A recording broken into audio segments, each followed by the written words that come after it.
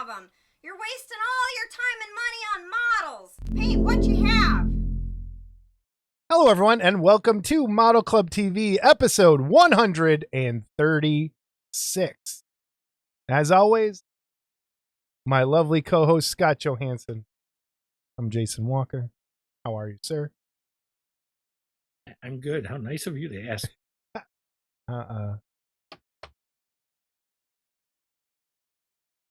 Oh, how are you? I'm great. Thanks for asking. Yeah, I know. I'm sure. Just ask you. My hair's long. I've been so lazy. I noticed that when you stopped by the I house look like today. I'm at that point, like, I'm getting fat and I don't care about my hair. And I'm like,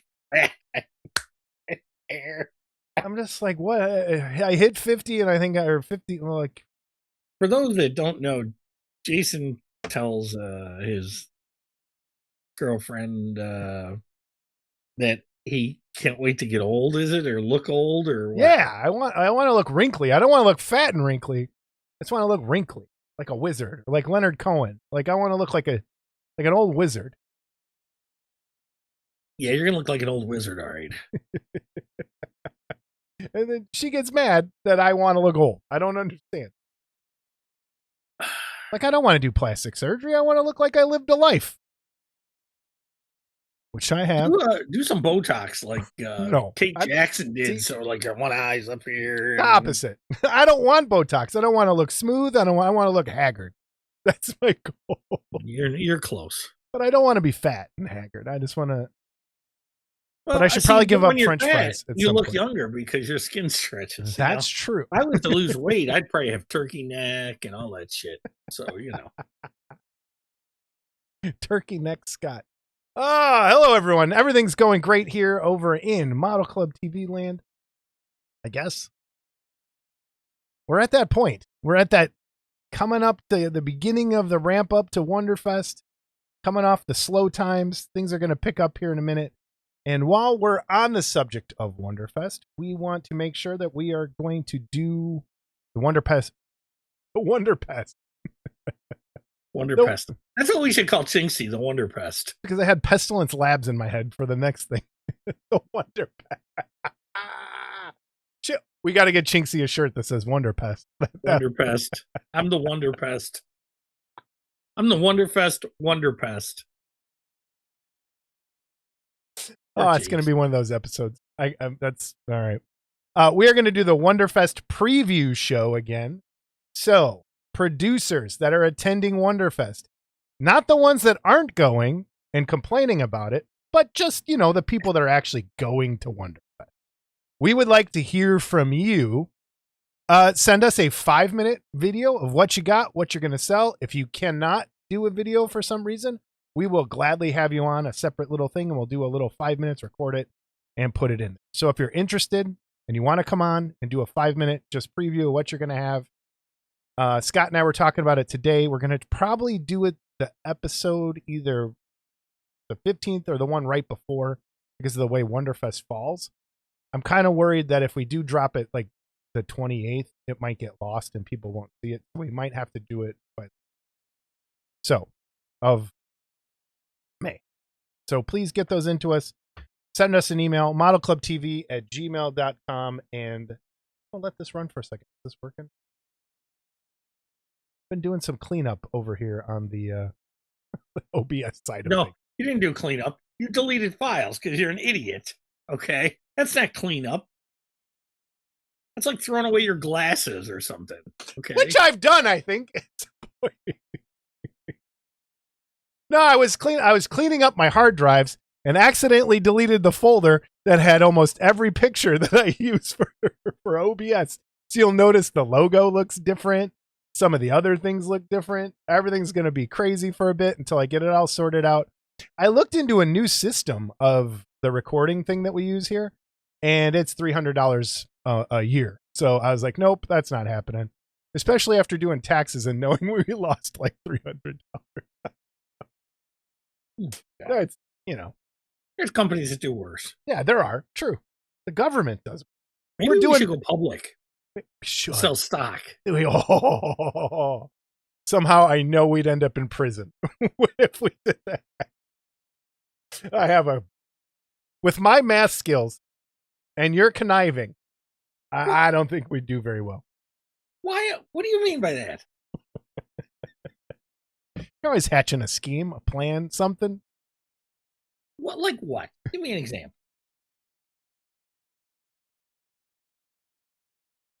Murder. I'm thinking of one right now. So, close that up. So again, send us that. We also have a giveaway this episode. Right now. But before that, was a little teaser. Our guest this episode, Scott. What do we say? How do we even? I am not kidding. This has been my number one guest since we started this. When we did the Wonderfest shows, and we came off of that, I'm like, man, wouldn't it be cool to get Dennis Bohm on this show of Gremlins in the Garage to talk about the old Gremlins days? And after years of trying, an email finally got through. And Dennis answered, and we have Dennis Bohm on the show today. And it was pretty cool. And we were shocked what he didn't know about what he started. So it's a great interview coming up here. And we're going to talk, Scott and I, a little bit about Gremlins in the Garage before we start that interview. But man, memory lane was this episode. Cool. So ready, Scott? We have a giveaway. You want to talk to people about what it is while I unbox? No, because I don't know what it is. Yes, you do. Oh, I'll pull it out. You can talk. Who's it from? From Paul Gill. Oh. All right, ready?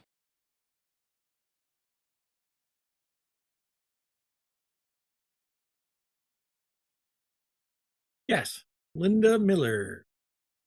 Lieutenant Susan Watson from King Kong Escapes. Anyway, I guess Paul went to a show that she was at. Said she was a very nice lady.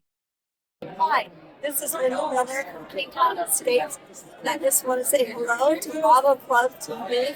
I found a picture feature in Gettysburg. Hi. And so Paul grabbed that autograph for us to give away. And, she was basically the female from King Kong Escapes that Kong was enamored with. And so I'm going to say this now. This is going to just jack a lot of people up.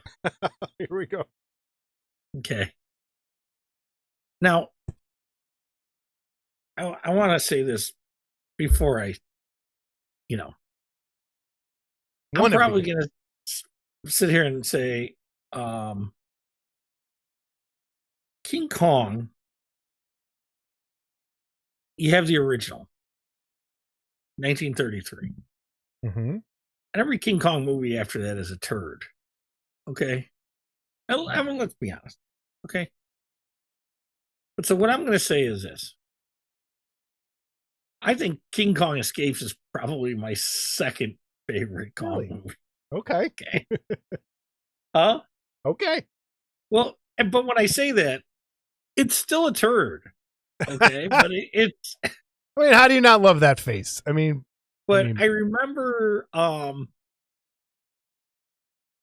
when it came out. I remember when it was in the theaters. It was at the drive-in, and I remember driving by it with my parents and seeing Kong battle the Mecha Kong. While we drove by, and I was like, "Oh, I want to see that so bad," but no one would take me to see it. I was a little 4-year-old kid. I think 1967. I think that came out. Uh-huh. So, with that being said, yeah, it was just kind of a, it was just kind of goofy with the It's a Mecha good movie. Kong, It's a good, goofy movie. Yeah. And Mecha Kong was before Mecha Godzilla, so, they had to steal that. But, all right. And so the Mecha Kong, I don't know. It was a fun movie back in the day. The second part of the giveaway, and they're going to be a combo. And they couldn't be more different of what Paul said. I'm hoping this was a giveaway and he wasn't giving it to me because I kind of really want it. I'm going to have to send him some money and get a new one. Do you know what this is, Scott? Your IQ? Any idea? Well, I know there's fans out there like, oh boy. So, goes like, it's hard to show. It goes like, well, I ain't going to have a finger in a minute. let me get this set up right. I do have a picture. I'll have to go back and find it because Paul sends me a million things. So there is this wall that's got like the mouse hole next to it. And then this hand comes out of there. This is from Evil Dead 2. And it's the hand of Ash when it comes off and he starts, not comes off, gets cut off, and then gives Ash the finger at some point. And this is a nice little piece sculpted by Mark Van Tine, I'm pretty sure. All right, I have a picture. Since it's so hard to like kind of piece this all together, here's the picture. There we go. So that's what you're getting. Sculpted by Mark Van Tine, produced by Paul Gill. An out of production Evil Dead hand. So again, real quick, let me put this back together. 4 pieces. Pretty nice, easy little kit. Goes together like that. That's how big it is. I love it. One of the best parts of the movie goes on that, just like the picture you see there. So if you would like to win the photograph autographed by Linda Miller and the Evil Dead hand. Yes. I'm sitting here, I'm doing some research on Miss Miller. She is the daughter of a very famous person.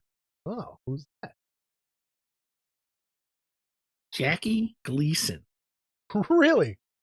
Yes. I can kind of see some Jackie Gleason in there.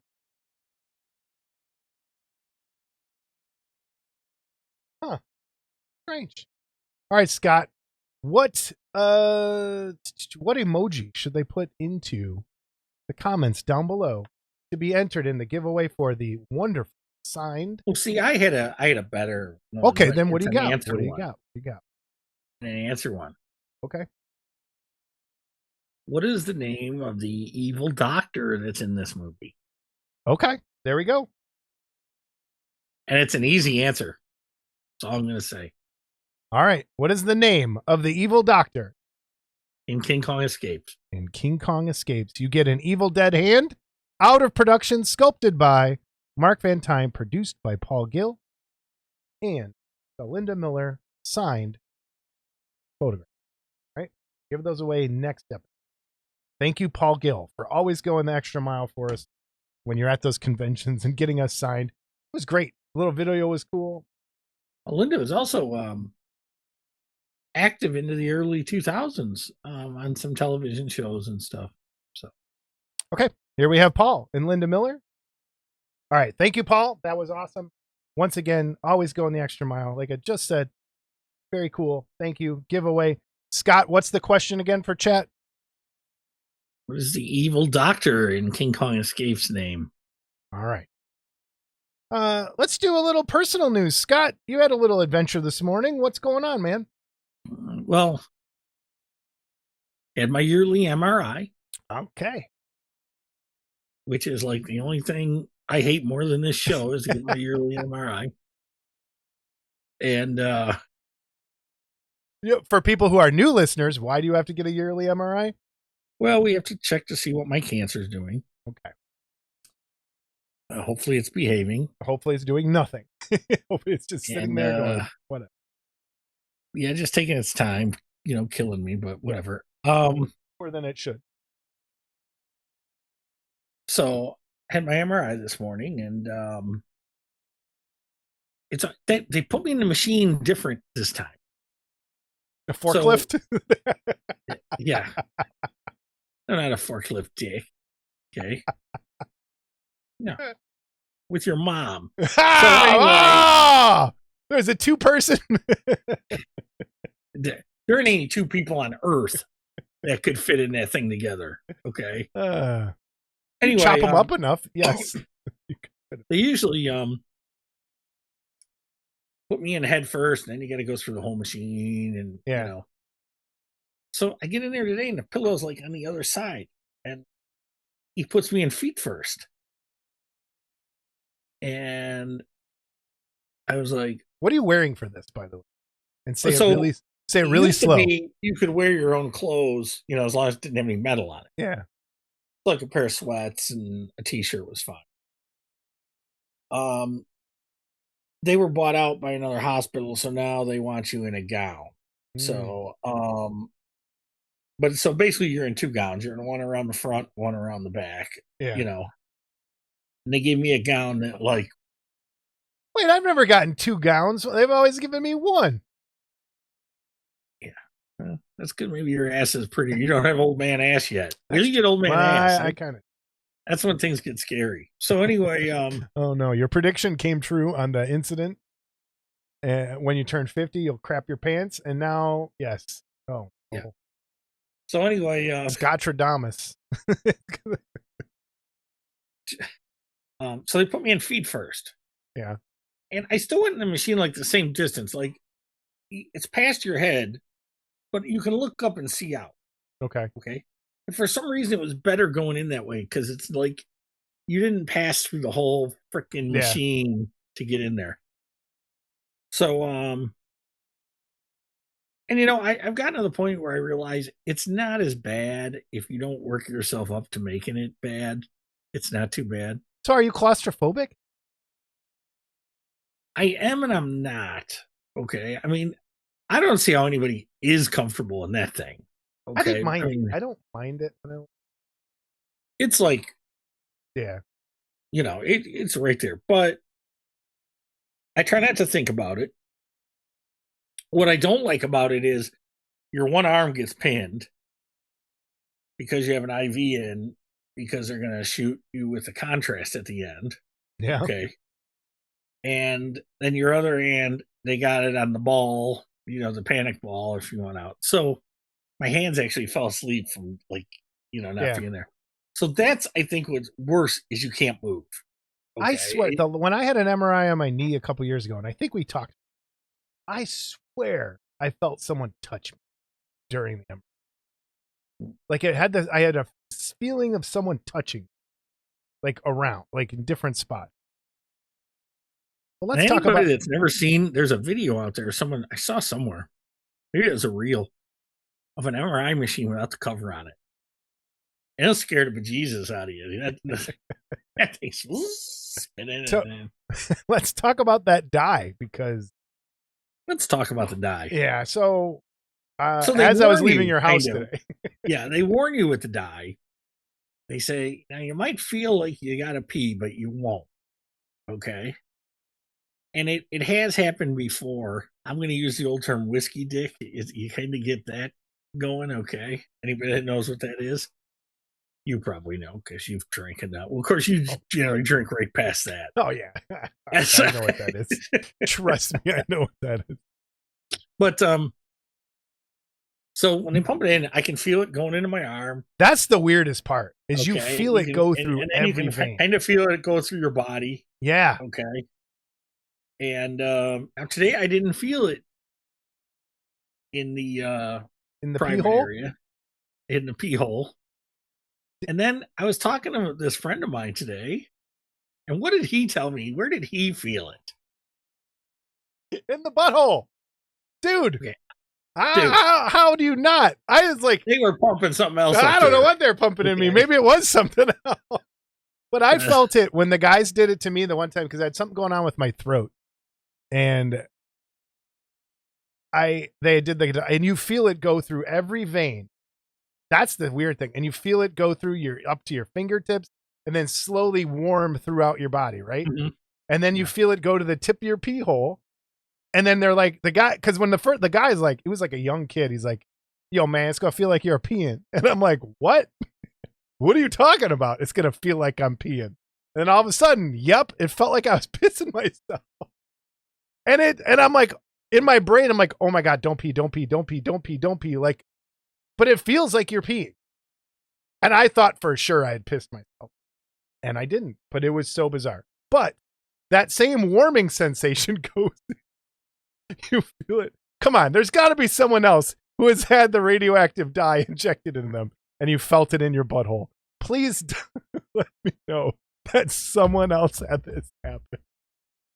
Oh man. Anyway, Maybe your butthole has got a lot of sensitive nerve endings. I I don't do. know. I mean, I think I have IBS, so I think it's a little a little more active.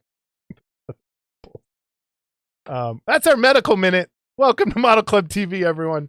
Scott, we're rooting for you. We know that this is always a bit of a stressful time.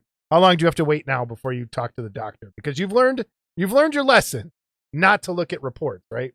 Yeah, no, I don't read reports because Yeah. I'm not a doctor. Yeah. And that'll just send me into weird places. So I see my doctor on May 6th. Okay. At which point he'll tell me where I'm at, hopefully. Yeah. And hopefully I'm in a good place. Yeah, we hope so too. If not, maybe I got to miss Wonderfest. Uh-huh.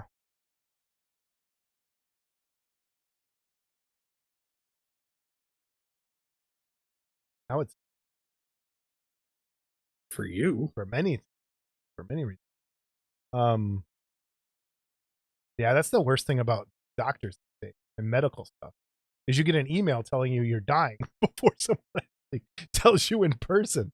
Yeah, well, that's the thing, and I hate it.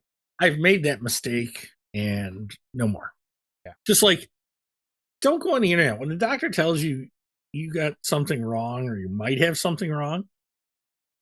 Don't go on the internet and read about it. Which I just did on accident the other day. I've been getting these weird headaches.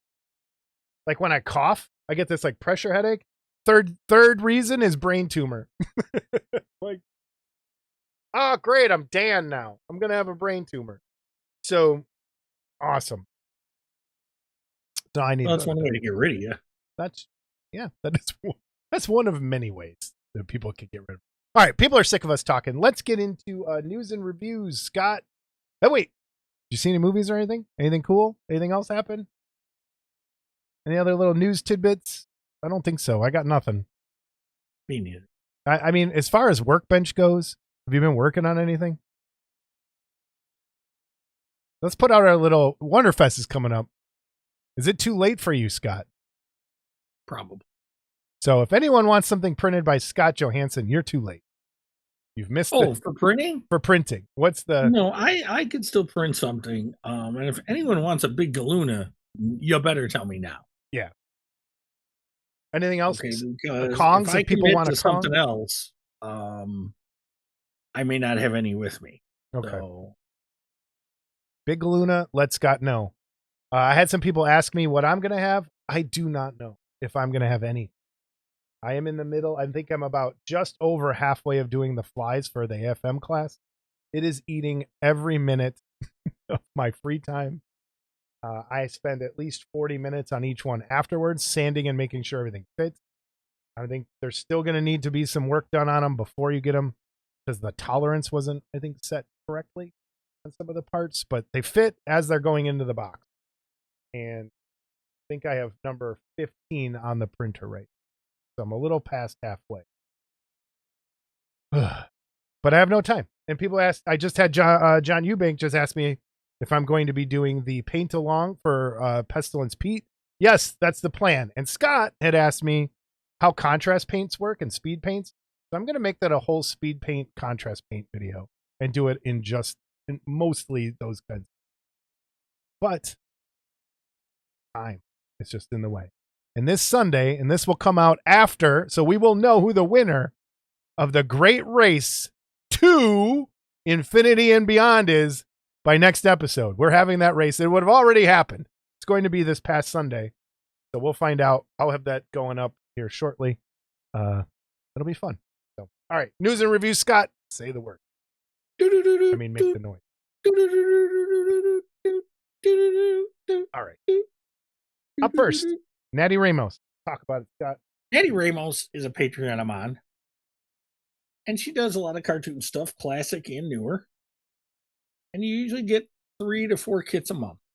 And these are this month's choices, voted on by the fans. She gives us like 9 things to vote on. And of course, I always vote for the Warner Brothers stuff.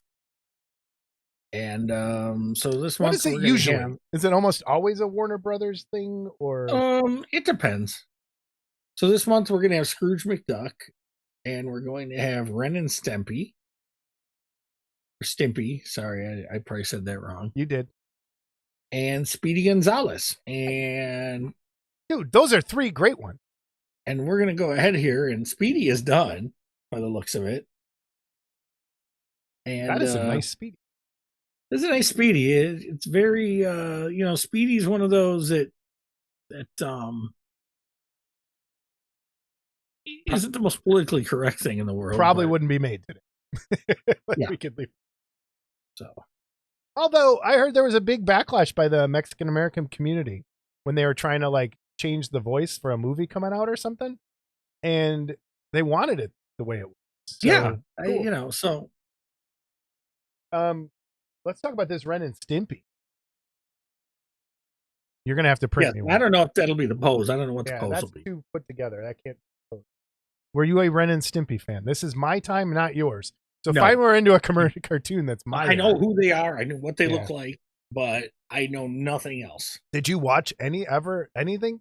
No, I was dating a girl at the time that, Cat Dog, Courage the Wonder Dog. I saw a lot of that, but Ren and Stimpy, I think, was even past her little girl's time. So yeah. I love Ren. Actually, I have a student whose name is Joy. And so I said, happy, happy, joy, joy, happy. And they looked at me like I was insane. And I'm like, wait, you guys don't know the happy, happy, joy, joy song from Ren and Stimpy? And I had to play it. I played it in class. And everyone looked at me like I was the craziest person on the planet because it's insane. And that show is nuts. My favorite episode is when they were door-to-door rubber nipple salesmen. And the horse guy holds up a walrus and the walrus just goes, call the police. Come on. Yeah. And then what's this coyote? So these are, this is Well Winter. We haven't talked about Well in a while, so I'm going to talk about Well. Well is doing a lot of Patreon only pieces, which means you can only buy it if you're on his Patreon. And this is one of those pieces right here. And it's a real popular one-shot cartoon. I remember this one. Yeah, of these two. And it's a fun it was a fun cartoon, and so Well put that out for sale if you're on his page. The only way you can buy it is if you're on his Patreon. So you got that. Now, his Patreon last month featured these guys. And again, another fucking horribly inappropriate by today's standards cartoon. Yeah. He nailed this. Okay. And I love the Gophers because the one was it's kind of like you. And then the other one, him will say blah blah blah blah blah. And so this was part of the Patreon. If you remember, you got it for free. I didn't put the pictures on, but he did a couple of supporting characters, cavalrymen, sergeant, and colonel, whatever. And so those are also available for sale to Patreons only. This next piece is a Warner Brothers that I didn't remember, but it's from a Warner Brothers cartoon. And again, you can only buy it if you're on his Patreon. And this month's Patreon is going to be Rough and Ready. And these two are supporting cast members from Rough and Ready that are also only available on the Patreon. And the last only available on his Patreon to purchase is the Goober and the Ghost Chasers Deluxe Diorama. Okay. Now you can buy Goober. Yeah, because I printed. But this Did you explain this to me? What is this? I don't know. This was beyond me. Goober was a little past me. Okay. So is this a precursor to Scooby-Doo, you think? Or a ripoff of this Scooby-Doo? is way after. Okay. Yeah, this was way after. So anyway, Well's been busy. It's just most of it's on his Patreon now. Yeah. So, there you go. And then we both saw this. I saw this as soon as I got home from your house today. You want to talk about it? So Chris Wooten from Terrors from the Vault is his reimagined monster series. The next one is Invasion of the Saucermen. And this is awesome. This is so cool. Yeah, this is really nice. And it's luckily he had a lot of images to show. Yeah. And a real fun piece for sure. The base is cool. Dude, the base is so cool. If you're an alien freak like me, that base is awesome. So yeah, the base is cool, and the piece is well done, and there's no price yet, but he expects to have them in May. So I'm hoping Wonderfest will be. Yep. I'm hoping he's going to. I still need to get his Frankenstein. It's on my list. But man, this Saucer Man, holy crap.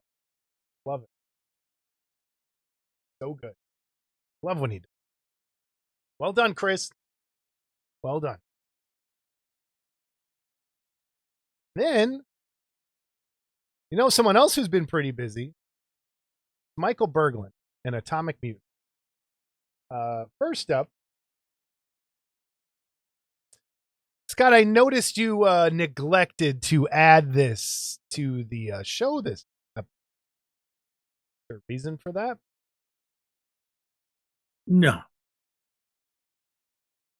Okay. So we have a next level classic from Pestilence Lab and Michael Berglund. Tell everyone what it is, Scott. I want to hear it coming out of your mouth.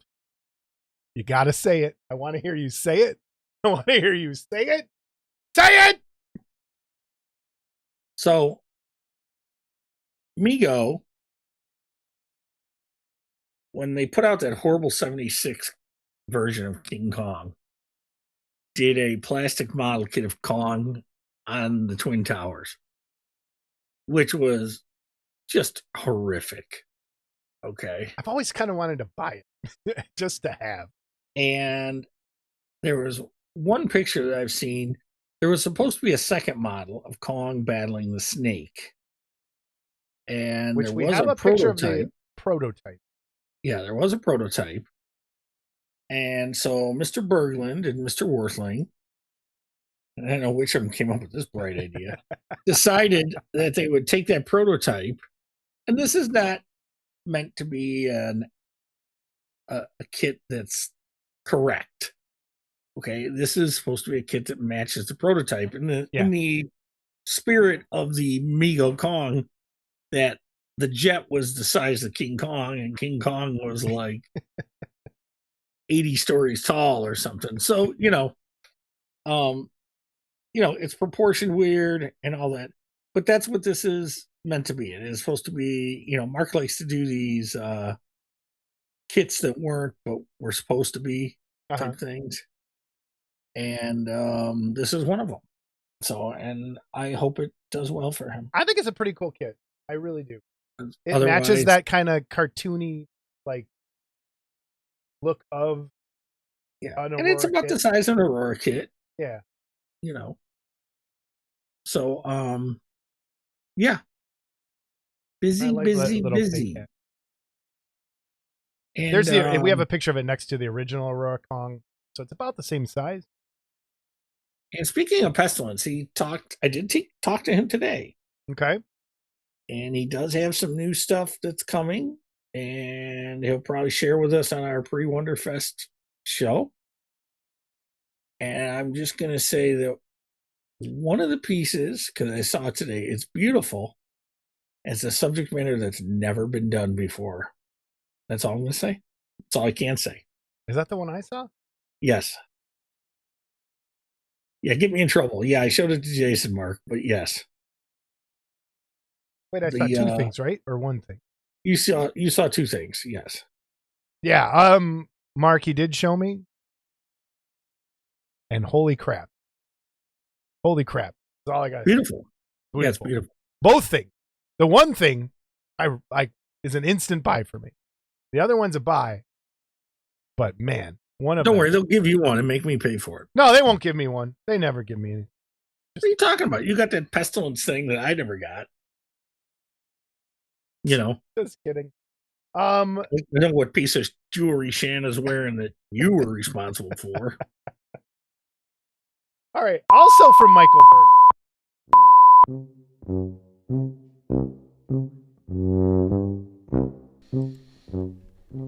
Coming to you today on Monster Model Review, for some unknown reason, we have Pooh Man from Michael Berglund.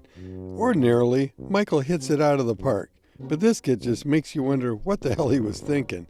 Not only is it not based on anything, but this thing is a train wreck of a kit. Here's the official description Michael gives. From out of the outhouse comes Pooh Man. He comes complete with classic calculator base, bundt cake mold pan, and companion platypus. He's Pooh Man, and that's all he says about it.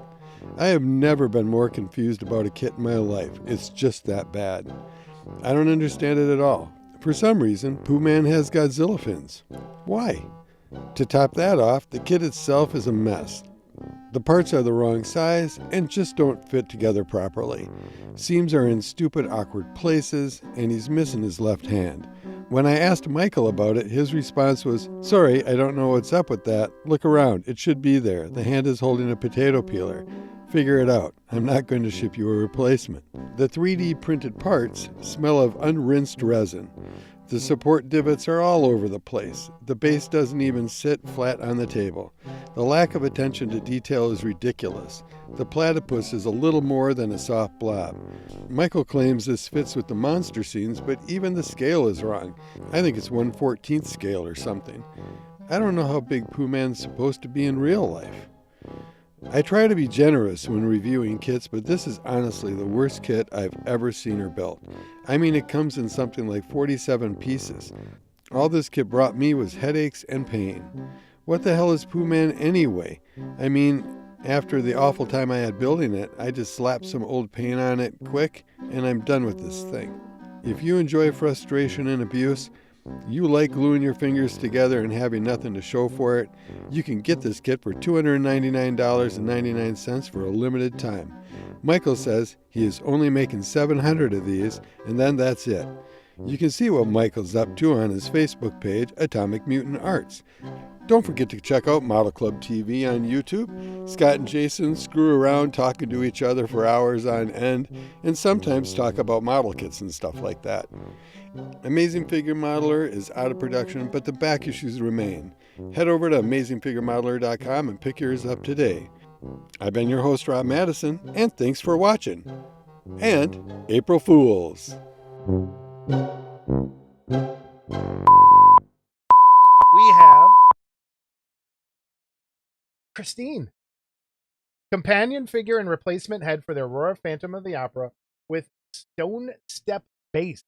And this is an Atomic Mutant and Cult TV Man collaboration. Man, Berglund is in there with everybody. Have you noticed his feelings? Oh, yeah. His tentacles are wrapped around everybody. He's loose, man. He'll go out with anybody. He don't care. But man, this is pretty cool too. So here we have a figure that the stone steps attach to the original Phantom base, and it has a replacement head for that. And this is pretty nice. For those Phantom fans out there, there you go. Updated head. Figure's really cool. Base is really cool. I don't see anything wrong with this thing. This is pretty cool.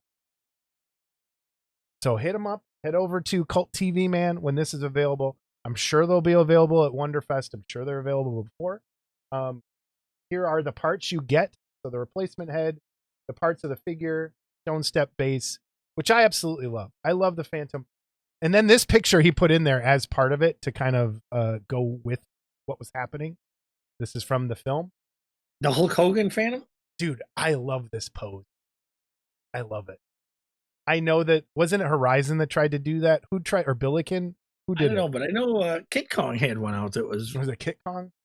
I want this perfect where he's pointing. I love it. I love the Phantom. You're not a big Phantom. No, the makeup was fantastic, but it's I love the Phantom. So well done, Michael. Well done, everybody involved with Michael. I wonder when they're going to start getting jealous of each other. One of those sister wives situations. Next up, this came at a weird time. Kind of came like around the last episode. So we're just showing it now. So it's been out, announced for a couple of weeks, I think. This is from Jeff Yeager, cast by Paul Gill. We have Arthur Grimsdyke. Grimsdyke from Tales from the Crypt. Hi, gang. First of all, thank you all so very much for our wonderful suggestions for my new Hammer line of 1/8 scale models. The idea to give parody to the original Aurora models proved to be very popular. I'm excited about the possibility. That said, here's my answer to the Forgotten Prisoner of Castle. It's Castel. No, he said it. I said it. Castel Moray. Grimsdyke. In taking a look at the original Forgotten Prisoner, the basic theme was skeleton and rag. With that idea in mind, I chose Peter Cushing as Arthur Grimsdyke, not strictly produced by Hammer, but eventually moved into their stable of films.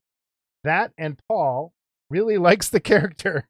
To get one of your very own, you can send $130 to my PayPal ID number. Dupac U bleh is DUPAUCC. Nope, said that wrong.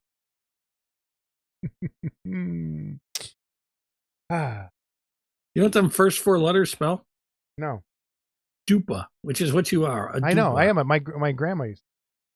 That and Paul, to get one of your very own, you can send $130 to my PayPal ID at Dupa. What do we call that? What was this? How about you just go DUPACUCC@AOL.com? Yes, that's exactly what it is. I was waiting for you to. So, and then please use friends and family and add Arthur's return in the comments section. Casting will be handled by the charmingly grizzled Paul Gill. Model on. Well done, Jeff. Cool piece. I love this character too. A lot of really cool. I did one of these for AFM, a Grimsdyke that I really liked. So keep it up, man. Really cool. So Wouldn't so much as to say he's charmingly grizzled. this grizzled. He's roughly grizzled. Okay? Roughly grizzled. That's right. Roughly grizzled. So well, that brings us to our guest. Scott, how do we even start this? Like, let's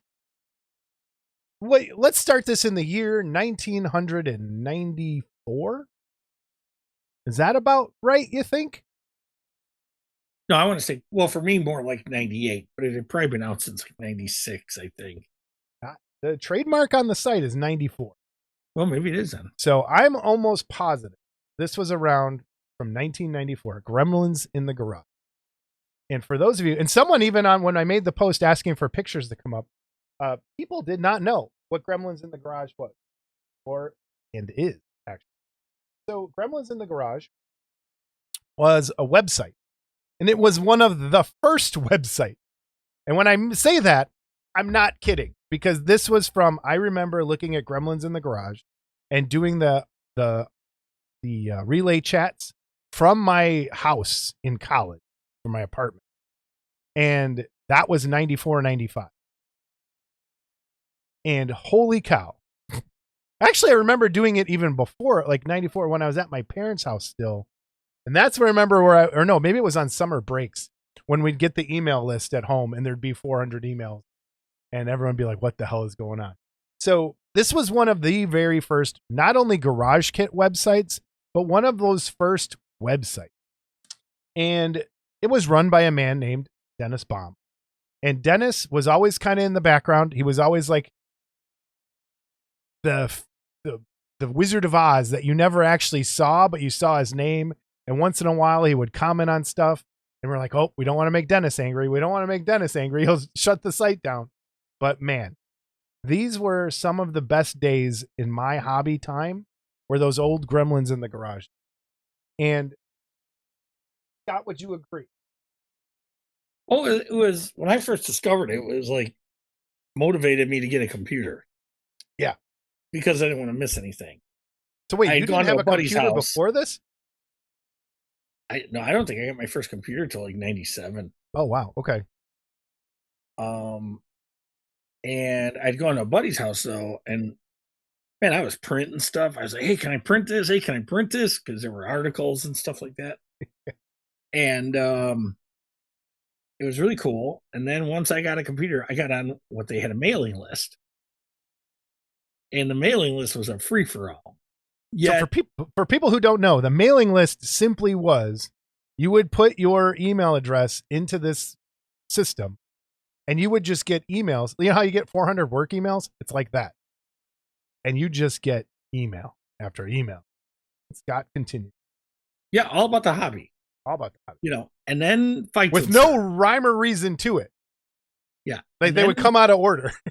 Yeah, they would come out of order, and you'd have to search by subject or whatever if it was something you were, or you were an idiot and just read them all like I did. And there were fights, and one of my favorite fights was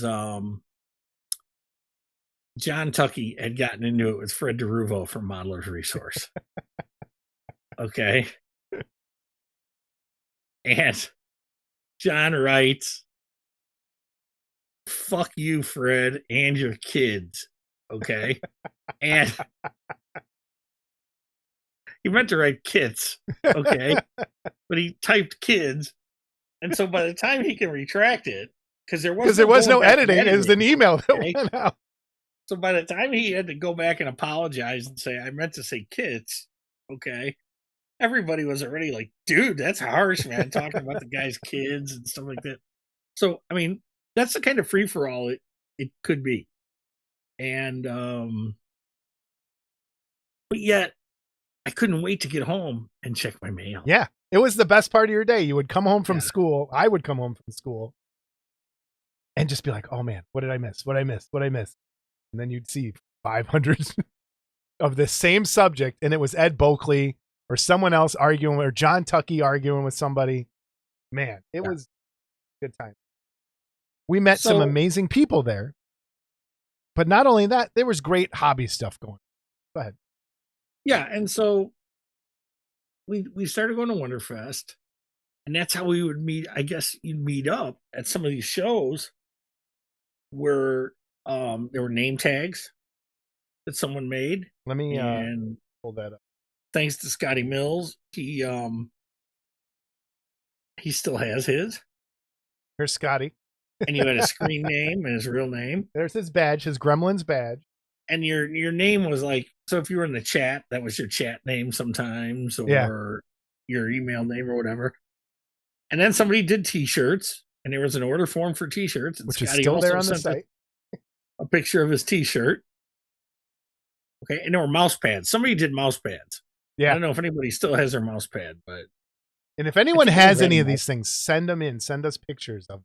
Yeah. I'd love to see. And so, I think my third Wonderfest I went to, so it would have been 97, is when I started to notice guys had, Matt Clemens and Thad Rhodes had like on their door, Pigman and Astro Zombies room, because that was their screen names and stuff. And so what happened is, because you knew all these people through there, that's how you met a lot of these guys. And you've got this picture up here, which I'm not in, but I was there. So yeah, this is the precursor to the AFM group picture. So all that Terry likes to think that the AFM picture was his idea. He's wrong. Mm-hmm. We were doing it with Gremlins before AFM. So I look at this picture here, and I've seen this picture. I got I got this from Matt Clemens' website, or his Facebook page. And Matt's not in this picture, I don't think. Yes, he is. Yes, he is. You think that's Matt in the middle? Dead center, that's Matt Clemens. Huh. Okay. And then Thad is by me. You can see Thad, so I'm going to start from the very right. And I think on the very right, I think that's Steve Harris. Okay. And next to Steve is Big Smile, Don Ferentz. Yep. Okay, next to Don is Leanne Brackney. I don't know anybody behind Leanne. Next to her is, I think his name was Kevin. Yeah, Kevin. Behind Kevin is Larry Brackney. Yep. Okay. Next to Kevin is, I believe that's Tom Grossman. Yep, that's Tom. Now I don't know who behind him. Behind him on his right is Matt Manning. Yep. Yep.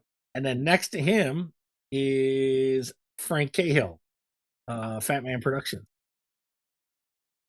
And then next to him with the girl shirt on, that's Tony Spangler, if I'm That is pretty Tony. I sure. was wondering. That's Tony Spangler. That's right. Holy cow. Yes. Okay. Okay.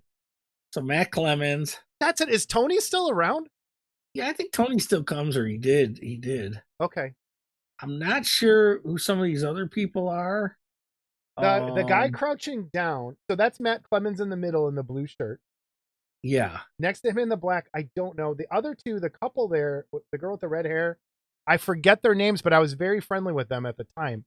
He gave me some Evangelion video to watch, and I cannot remember their names for the life of me. And again, So everything was like screen down names. Is Jeff something? He went by Gristle. There were Gristle, Kirby and Gristle. Gristle P. Pusswart. I don't know, but It was Jeff, him and Kirby, right? Kirby and Yeah. Gristle. Yep. Kirby and Gristle. And I don't know if Kirby's in this photo or not. He No, I might don't be see the head Kirby in the behind Tony Spangler. But that's Gristle. Next to Gristle is Terry Beatty. Yep. Yep. Okay. And next to Terry Beatty is Thad. Yep. Now, straight behind Thad, is that Randy Van Dyke? No, that is Bill Jones. That is Bill Jones. Okay, Bill you're Jones right. back there. Yep. Okay. And I don't know who the other two there are, but I know the guy in the far left, the little kid that's in the far left is Jason Walker. That's me. You can see my receding hairline with my So I knew a lot of them. Yeah, I knew a lot of them. The guy in front of me, though, I still see him, I think. I can't remember his name right now. Unless it's somebody. But there are some of those faces. I mean, that's the thing, like bringing back names like Tony Spangler. You see his name every day forever because you'd be in the chats and you're like, oh, there's Tony. And this is how I met Dan Colonna. This is how I met you. This is how I met Larry. This is how I met how I met Chinksy was through Gremlins. Like that first, if you go back and watch my Wonderfest video from 97, where I filmed it, I think it was 97 or 90. Yeah. A lot of these guys are in there talking. So this is a great, when I found this today, I was like, thank you. Finally, I knew I was looking for this. There were a bunch of we would do a group picture every year of Gremlins. I know there's more floating out there. If you are watching this right now and you have one of those pictures, please send them to me. Because even when I searched on the Clubhouse today, looking for pictures, there's so much Gremlins stuff in there. It's hard to like search through it. So if you have any of the old group shots from Gremlins in the Garage, I would love to have them to show here on the site. So, or on the channel. I do want to real quick with you while we're here. This is going to be kind of hard to do, but I'm going to see if we can. This is the Gremlins page, right? It is still active. It's http://gremlins.com. And if you want to see like the early days of Garage Kit Land, it's here. Okay. It is constantly cycling pictures still that people uploaded. And you'll hear when we talk to Denis here in a little bit, there are still thousands of pictures on this site as part of the gallery. And you can go, if you go, like, here's the Invisible Man by Larry Breck. Bill Jones, Monster Godzilla just showed up. So if you go to contents, it's still there. It's formatted differently for the old days of a small screen computer. It's not made for widescreen. So it's made for your 4x3 monitor. But all this stuff is here. There are still, go to the mailing. It has all the JavaScript stuff on it. But go to content, here's the t-shirt order form. You can still, it was $13. If you go getting in touch, but articles, there are still how-to articles there.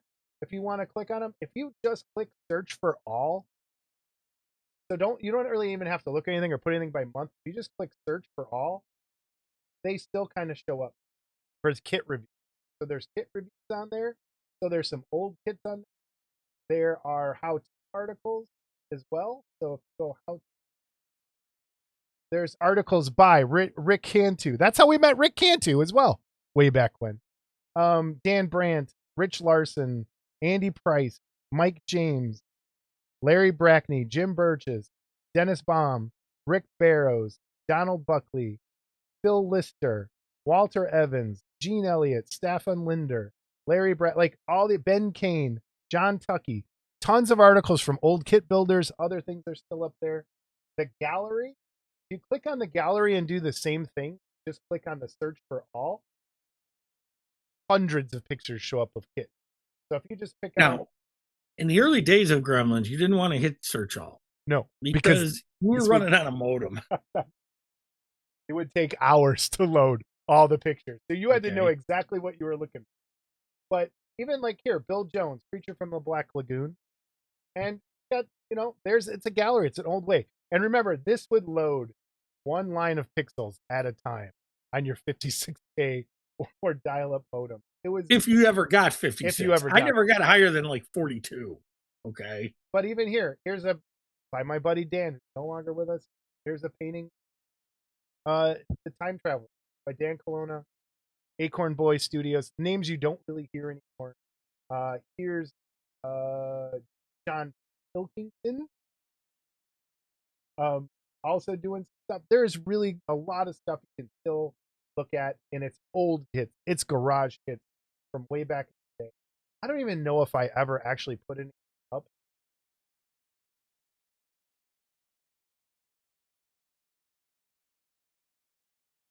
Well, you'll find out in the interview. Dennis goes through and cleans it up, gets rid of dead links and stuff every couple of years. So you can also look at the old, like under garages, the old companies that were listed here, like Alternative Images, Azimuth Design, Bare Metal Foil, Bare Metal Foil. I haven't heard that name in forever. Dimensional Designs, Effective Models, Numanoid Models, Spectral Motion, Styrene Studio. So, and there were order forms you used to have to print out and send in. There was no online shopping back then. Like, so it's cool. Please go over there, check out the site. There's some really good stuff to check out.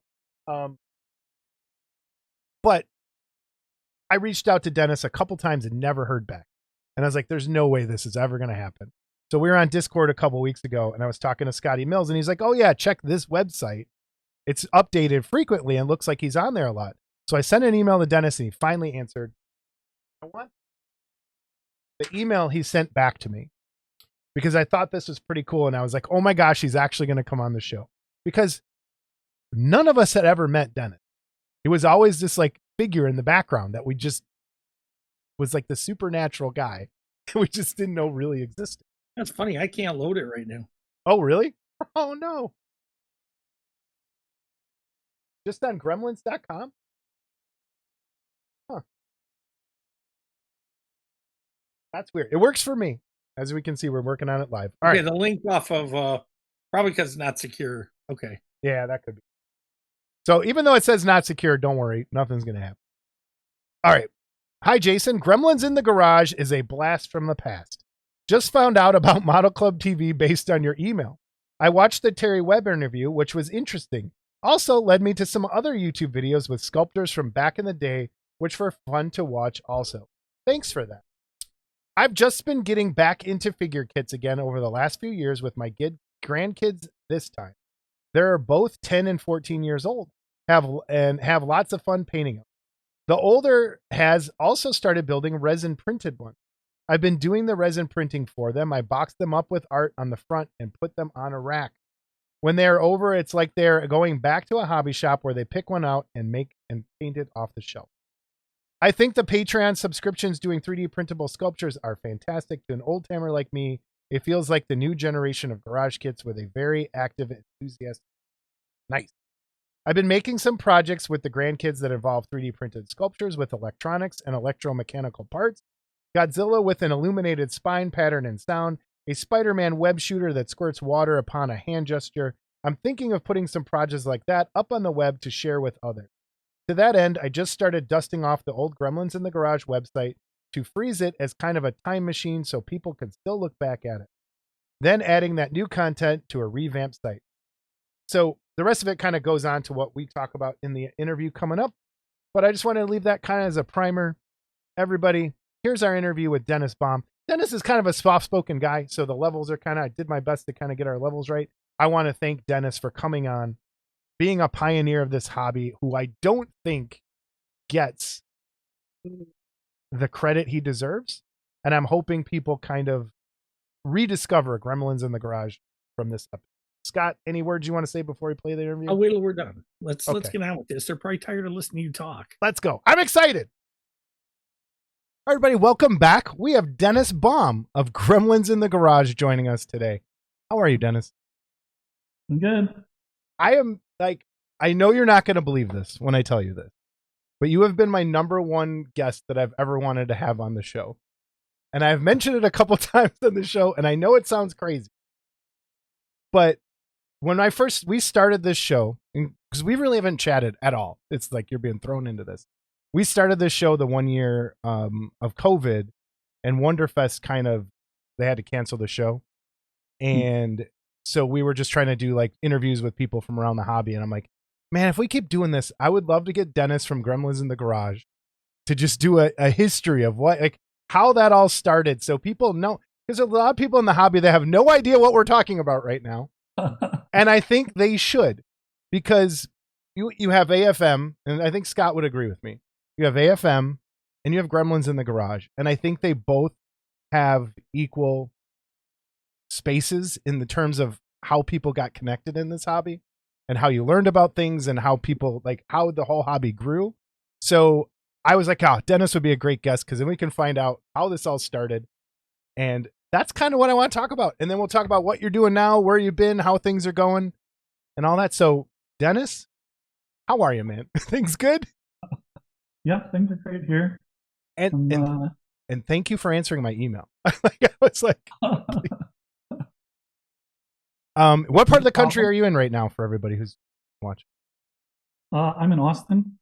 Uh-huh. So, yeah, Austin, Texas. And I've been there for 15 years almost. Okay. And then before that, I was in California for most of the time. And then before that, in Illinois. Awesome. What are you liking Texas? Yeah, my wife grew up here. So we have relatives out here. And it's fun. My son's here. I have 2 grandkids. Oh, so congratulations. How old are they? Because I think they're going to come up later in the interview here. Yeah, one of them's 10 and one of them's 4. Oh, that's cool. Yeah. I was just. So how old are you, Denis? Yeah. Scary old. I'm 65 almost. Okay. You're right there with Scott's age. Like in that same wheel. In the 60s. Not right there. You're in the 60s. You're in the 60s. Scott's only 62. Don't get crazy. That's right there. You're still at high school together. Come on.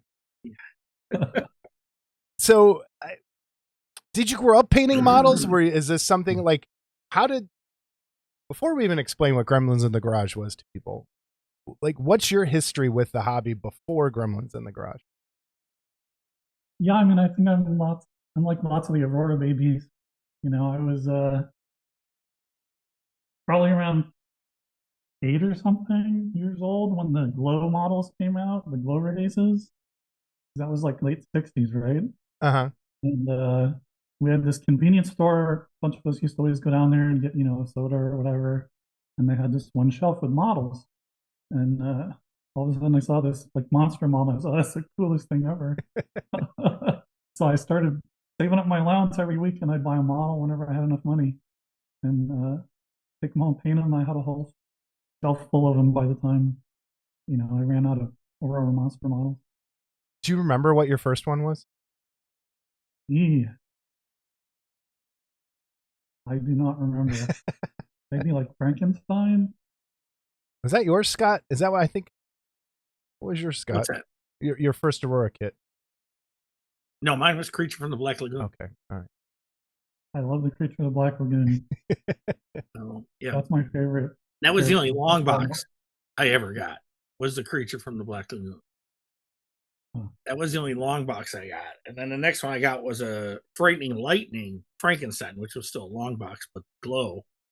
And then everything after that was glow kits. But yeah. Were your parents supportive, or were they like, "Oh, these are evil. We don't want these in the house," or were, like they cool with it? I think they were supportive. I mean, you know, painting models is kind of artistic, right? So Yeah. they thought that was okay. I mean, I built a whole bunch of like spaceship models too, because of course that's when we were trying to get to the moon. Yeah. And the first moon landing. I was just watching the Artemis lunar injection a minute ago. I missed it yesterday. I got to go back and rewatch it. I think my dad recorded it for me when we were out. Yeah, it's pretty nostalgic. I remember sitting there eating dinner on my TV tray in front of the, TV. And Black and white TV? Was it a much. black and white TV? Yeah, black and white, all fuzzy. You could barely tell what was going on. Oh man, Scott, do you remember it? Where were you? The moon landing? Yeah, I think if I remember correctly, I think my parents had a party. So I think I remember just watching on TV with a bunch of relatives. But I remember it, but I don't remember it vividly. But I remember it was in black and white and fuzzy, like Dennis said. It was, I think every time I hit this stupid cord, this thing went. Yeah, even if you had a color TV, I think they were still only transmitting in black and white. I think that's right. So yeah, that was pretty amazing. Wow. So I had all the Saturn V models. And of course, it was around that time. I remember my mom was blaming all the storms we had on because they're shooting all that stuff into the air, the spaceships, and that's why we're having all the storms. And oh my gosh! So you were building were you mostly building like Saturn rockets and stuff as model kits, or were you more like which did you like more at that time? I like the monsters the best. Yeah. But so it was actually my uncle who got me like kind of hooked, I think, on the monsters, because he built the Big Daddy Roth models when he was a kid, the monsters driving the cars. And when I would go over to my grandfather's house, those kits were still like down in the basement. And I used to just look at those things and think they were super cool. I have the exact same story with my uncle and his Aurora kits. The exact same really? thing. They were in my grandma's basement and she would just pull them out and I'd be like, these are cool as hell. What are these? And that's how I got into it too. Wow. So you grew up in Illinois around that time, I imagine. Yep. Creature Features, Channel 9, Saturday nights. Were you watching? Yeah. Yep. Oh yeah. All the Saturday afternoon, what was it? Was Elvira on then or not? I don't remember. No, I Spenguli, the original Spenguli. I don't know when he was on. Spenguli, I think, yeah. Around that. Yeah, all those like black and white, crazy old sci-fi movies. Grew up on all those. Those are blasts. I still like watching those. Yeah, who doesn't? Really good. So when did you discover garage kits, and how did you discover garage kits? Okay, so when I was a kid, I did those models, and then Illinois, we got floods and basements and stuff, and we moved a lot, and basically everything got destroyed at some point. So I didn't have them anymore, and then let's see. When I moved to California, right after I got out of college, I think I went on a trip with my wife for one of her family reunions. And I saw a hobby shop and I was like, oh, that's cool. I'll peek here and here and see what's going on. And they had a garage kit and I'd never seen them before. And I was just wowed. I thought that was so cool. That people were like sculpting these things and casting them and getting them out there without it being a big company. And I'm pretty sure that's where I picked up like the first kit builders flyer, probably when I went in the hobby shop. And then when I got back home, I started looking up hobby shops, and then we had one in the San Antonio hobby shop in Palo Alto, the Mountain View, right on the edge there. And I went over there, and they had a couple like streaming kits, I think. So then I started bugging them. You should get more. Started trying to find out about them. And then, got the kit builders, which was basically just a little flyer back then. And that's what got me started again.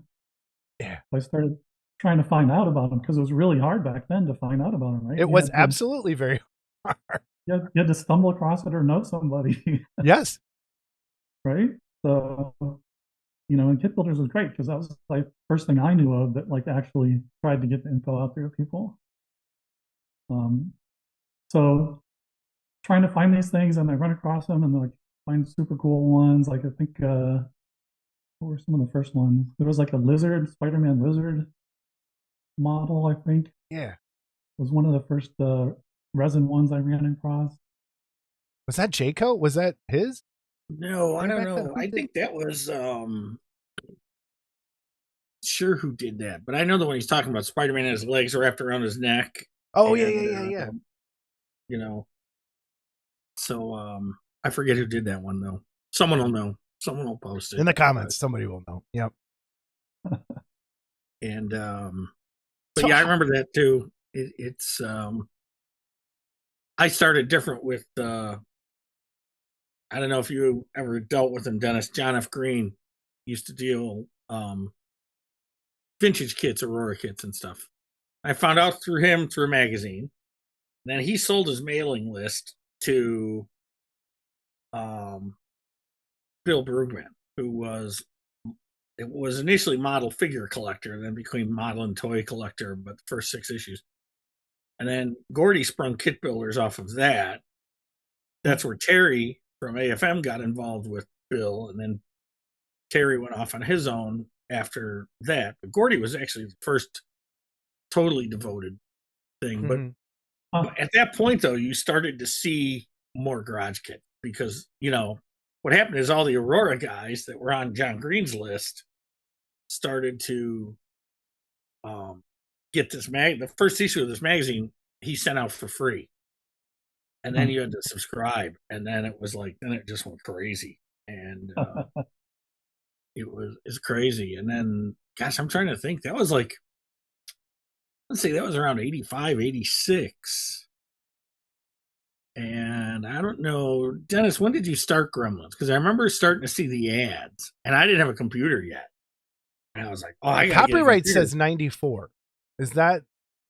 Yeah, early About- 90s. Okay. Yep. So let's go there. So when did you go? I'm going to make a website for this. How did that, after, you're probably building, you're painting, and like, I need to, when did you decide website was the right idea? Well, you only get like the flyers or back then basically, which is all they were, once a month or something if you're lucky, right? Mm-hmm. I think that's what the schedule was.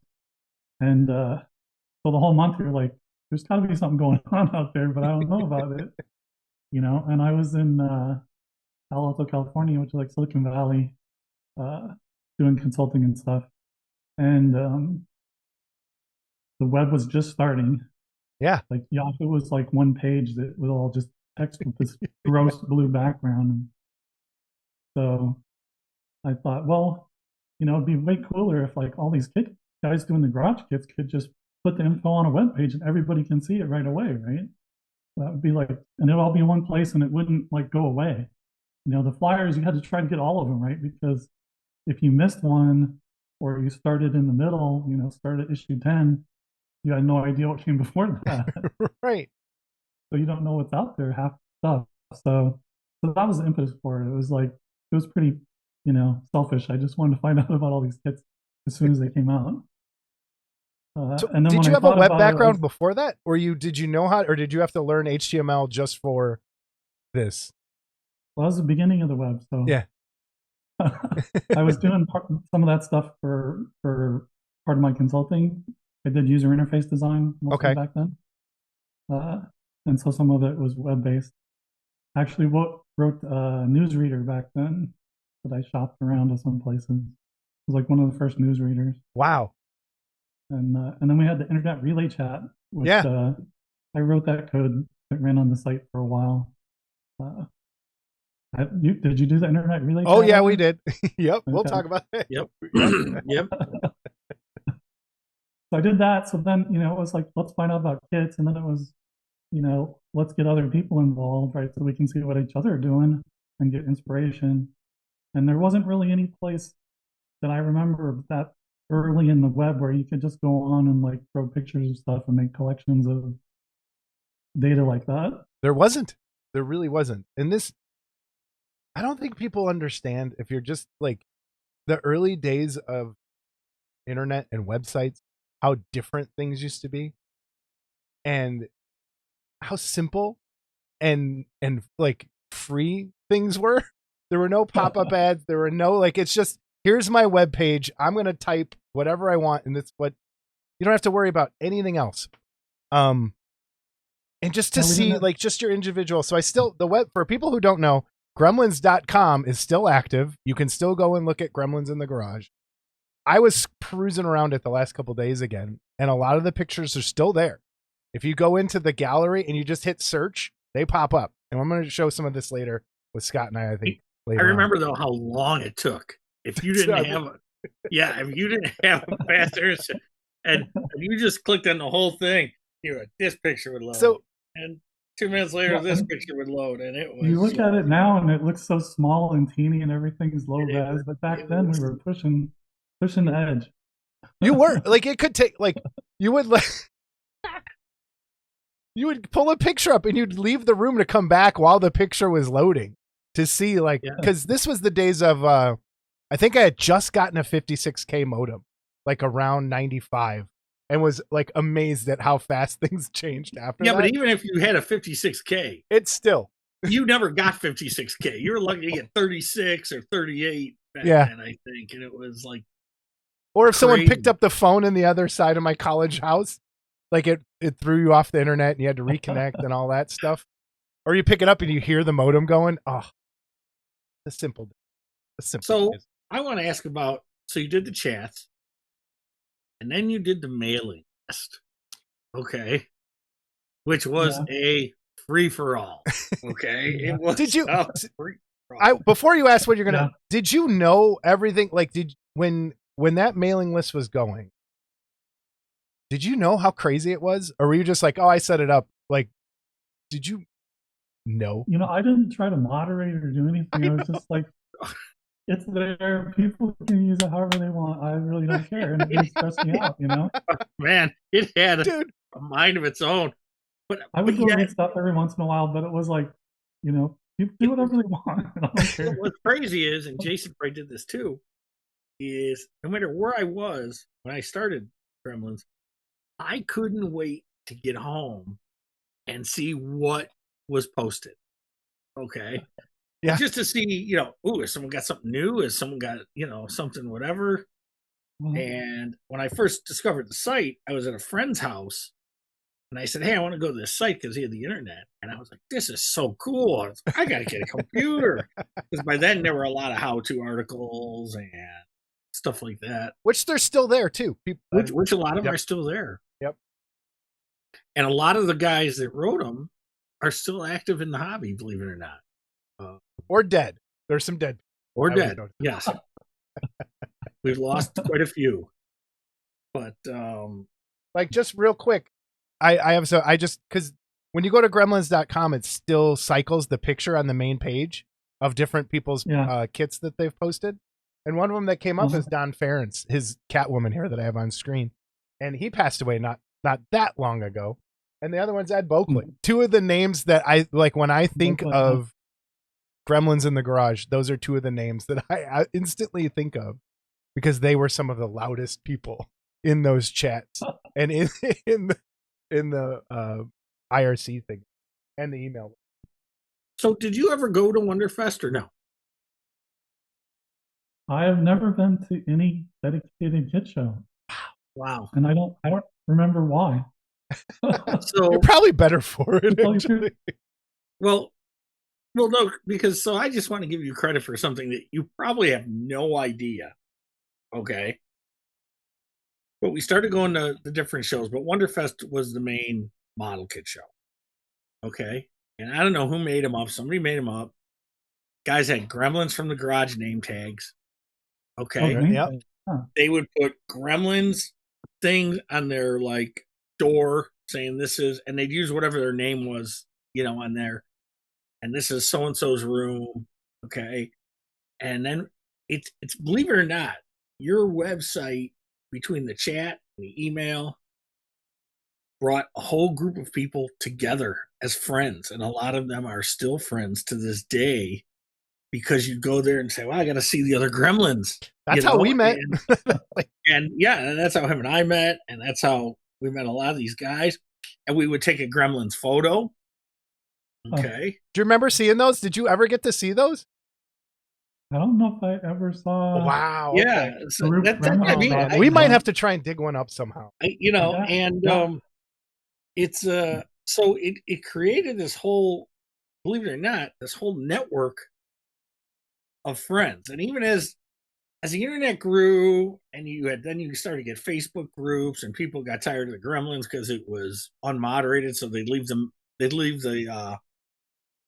mailing list. But by then, so many people knew each other, and it was, and you were like the man behind the curtain. It's like, and that's why I asked if you ever went, because the great it's and powerful Oz. Here, I created this thing and walked away, and believe it or not, it spawned into a lot of friendships and some rivalries and some fights and stuff. Yeah.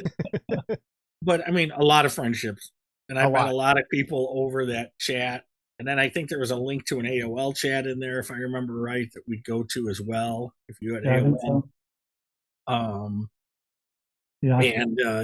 mean, and it's still to this day. Usually, at least, I will see one Gremlins from the Garage T-shirt at Wonderfest. Okay. Yeah. I remember when somebody was like, "Yeah, we should make T-shirts up," and one of the guys jumped in and drew up like the artwork that went on part of it. And I have it right here. Print it up and send them out. You still have the order form on the website that you can print out and cut off with some scissors and send it in for $12 to get the shirt. That's sorry, I'm out of stock. And then they did mouse pads too. A lot of people still have their mouse pad, I think. Oh wait, somebody made mouse pads. Time out. I hit the wrong button. I was thinking we were together.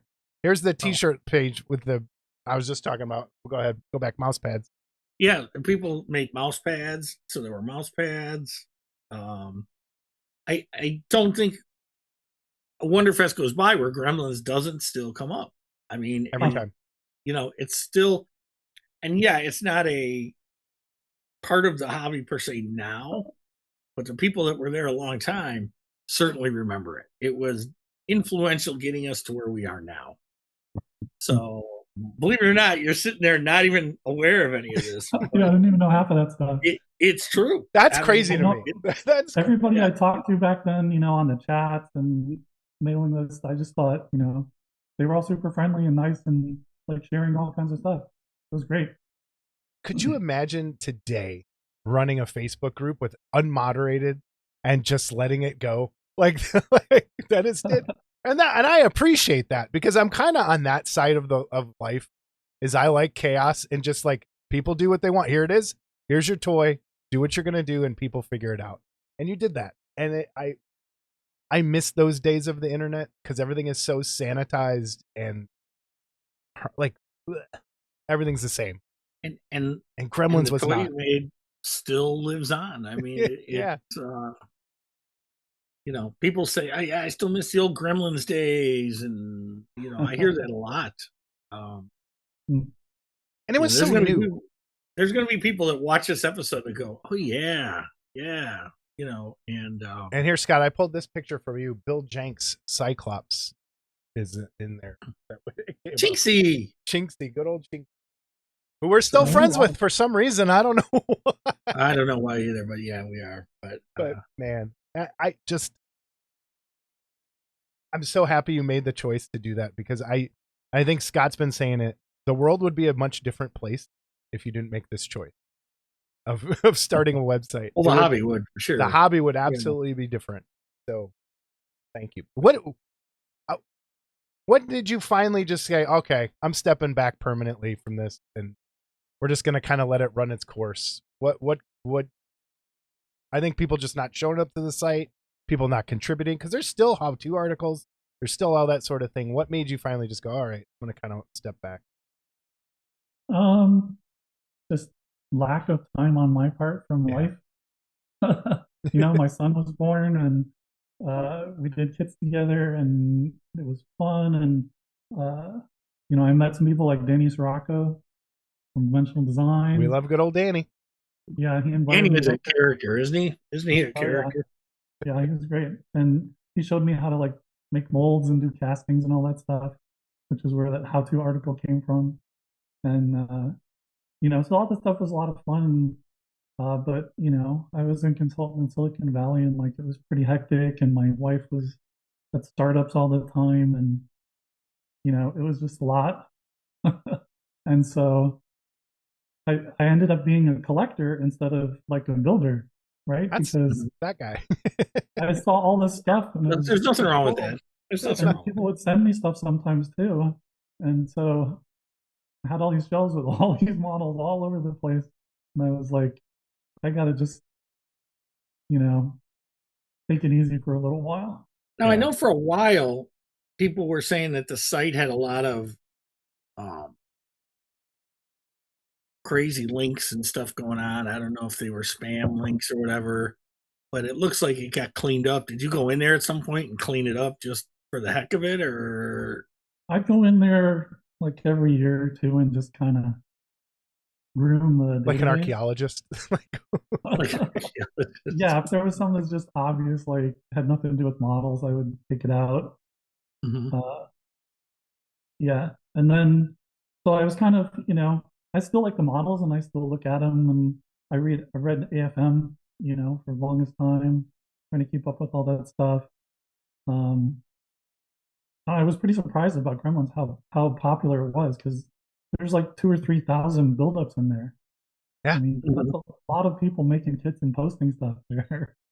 Like I didn't even realize that until later how many there were. And So that's all. And again, I'm going to put the links. People can go and check it out. If you just go and hit search on the model like collection page, pictures still come up. There's still tons of stuff to look at in there. Were you ever on the yeah, Clubhouse at all? Did you ever I know didn't about even know that about place? it. I didn't Wow, know about it at the time. I just found out about it through watching one of your other shows. that's So awesome. Because it was kind of like Gremlins. Clubhouse, Facebook took everything yeah. like that way. And there was the Polar Lights board. The Polar Lights board became the Clubhouse. So, Yeah, and then Facebook had some groups, but Facebook groups kind of disappeared pretty quick. I mean, they were there for a while and then they disappeared. no, wait. What are you talking? Not Facebook group. I'm sorry, Yahoo Yeah. groups. Yahoo group. Yahoo Yeah, groups. the Yahoo. Yeah. Man. And now Yahoo group. Facebook groups have come along and kind of like fragmented everything out. So it's not all in one place, which is again, It's the opposite of what you wanted. it's the opposite of what you wanted. Yeah. But I mean, it's yeah, I I mean just that was kind of the whole thing behind Gremlins was like, let's have one spot where people can funnel in a bunch of stuff, and you just go to one place and see it, right? Yeah. And I think that was supposed to be the promise of a lot of these sites, like YouTube and all that kind of stuff.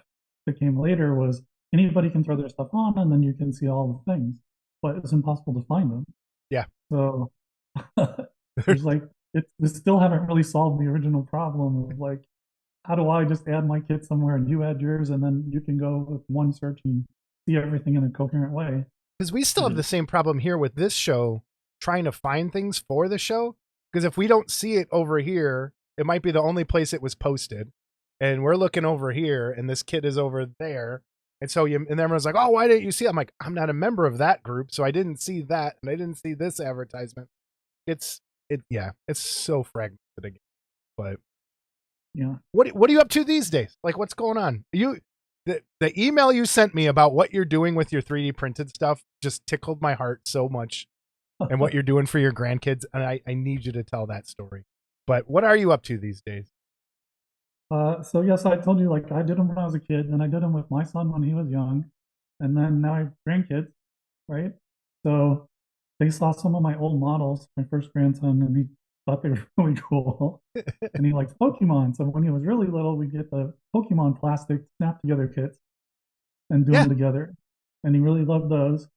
And so as he got older, he's done more and more, and now he's like gluing together resin models and painting them and having a lot of fun with that stuff. So when I got back into like the hobby for him, resin printing was just starting to get good enough and easy enough to do that you could do the kits, but there weren't a lot of models out there that I knew of. so trying to find the 3D models was a little tough of quality kits. So I've been doing that, and then I found Patreon, and some of the Patreon groups are just amazing. Like the sculpts that those guys do are just beautiful. Oh, absolutely. You know, so to me, like that's the evolution of garage kits, right? Is what's happening on Patreon right now. Like from the roots back there to now, that's the evolution, and I love it. I couldn't agree with you more. And there's some people that hate me for saying that, but you are 100% right. I think Patreon has taken over kind of where garage kits have gone. Well, and just Yeah, 3D printing in general. Yeah. Yeah. You know, because garage kits always seem like you've got these guys who love to do a sculpt, right? But they want to make enough money off of it that they can do it, you know? Yeah. And it always seemed like they were always having a really hard time making enough money to like dedicate the time. well, they still do. It's still the same old story. No one's going to get rich off this hobby. It's But when you look at the Patreon stuff, I think that flips that around because you're subscribing to supporting the sculptors. So they have money every month, and they know they're getting money every month. They know how much it is, and so they can put in, you know, the right amount of time to like make it all work. especially some of them like Berserk and Wicked and stuff. They have 8,000 people subscribed, giving them $20 a month, and it's like, Yeah, the Wicked one just blows me away because it's cheap and they have tons of models and they're super high quality. I don't know how those guys do it. Which one did you say? Wicked. Oh, Wicked, yeah. Because you have the rescale, the old Lord of the Print rescale Godzilla, which I have sitting on my bench as well. Like, I'm just gonna like. Oh yeah, the stuff that they put out is amazing. Yeah, I love that lizard king or whatever it's called. Yeah, and you have it Godzilla. lit here, so you put a lighting kit and printed it clear. That looks really fun. Yeah, so I do mostly wearable electronics, for like health types things for consulting. And I was like, well, I need to like make these models a little more exciting for the grandkids. So I designed my own circuit board that has like sound, motor controllers, and light control, and then it's got Bluetooth. And so that was my first test of the board, was to put it in that Godzilla. So I made that for him for Christmas, and it does a light pattern on his spine, and then it makes a Godzilla sound. Oh, that's awesome. So yeah, he loved that, and he can trigger it from his watch. So he thinks that's super cool. Tacky grandpa, what the heck, man? That's not fair. Well, and are you doing your own 3D printing as well, obviously, then? Or Yeah, I do. I got into I had a filament printer for a long time. So like when filament printing first started out, I don't know if you guys remember, but it was like the Cupcake, the first like kit that you could get to make a 3D printer a long time ago. I don't know, 20 years ago, something like that. I don't remember. It's a long time ago. My son and I built one of those when he was a teenager. And then I've been watching it, and most of the stuff I did back then, I had to mill because you couldn't really 3D print anything decent enough. So I had a milling machine, I would mill stuff. And then when the filament stuff got far enough, I started using filament stuff for work. But it was not high enough resolution to like print a kit. Yeah.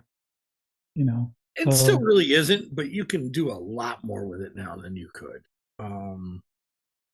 Yeah, it's getting a lot closer, it seems. I printed out a base for the Polymine Spider-Man Sandman, which is a huge, sand base.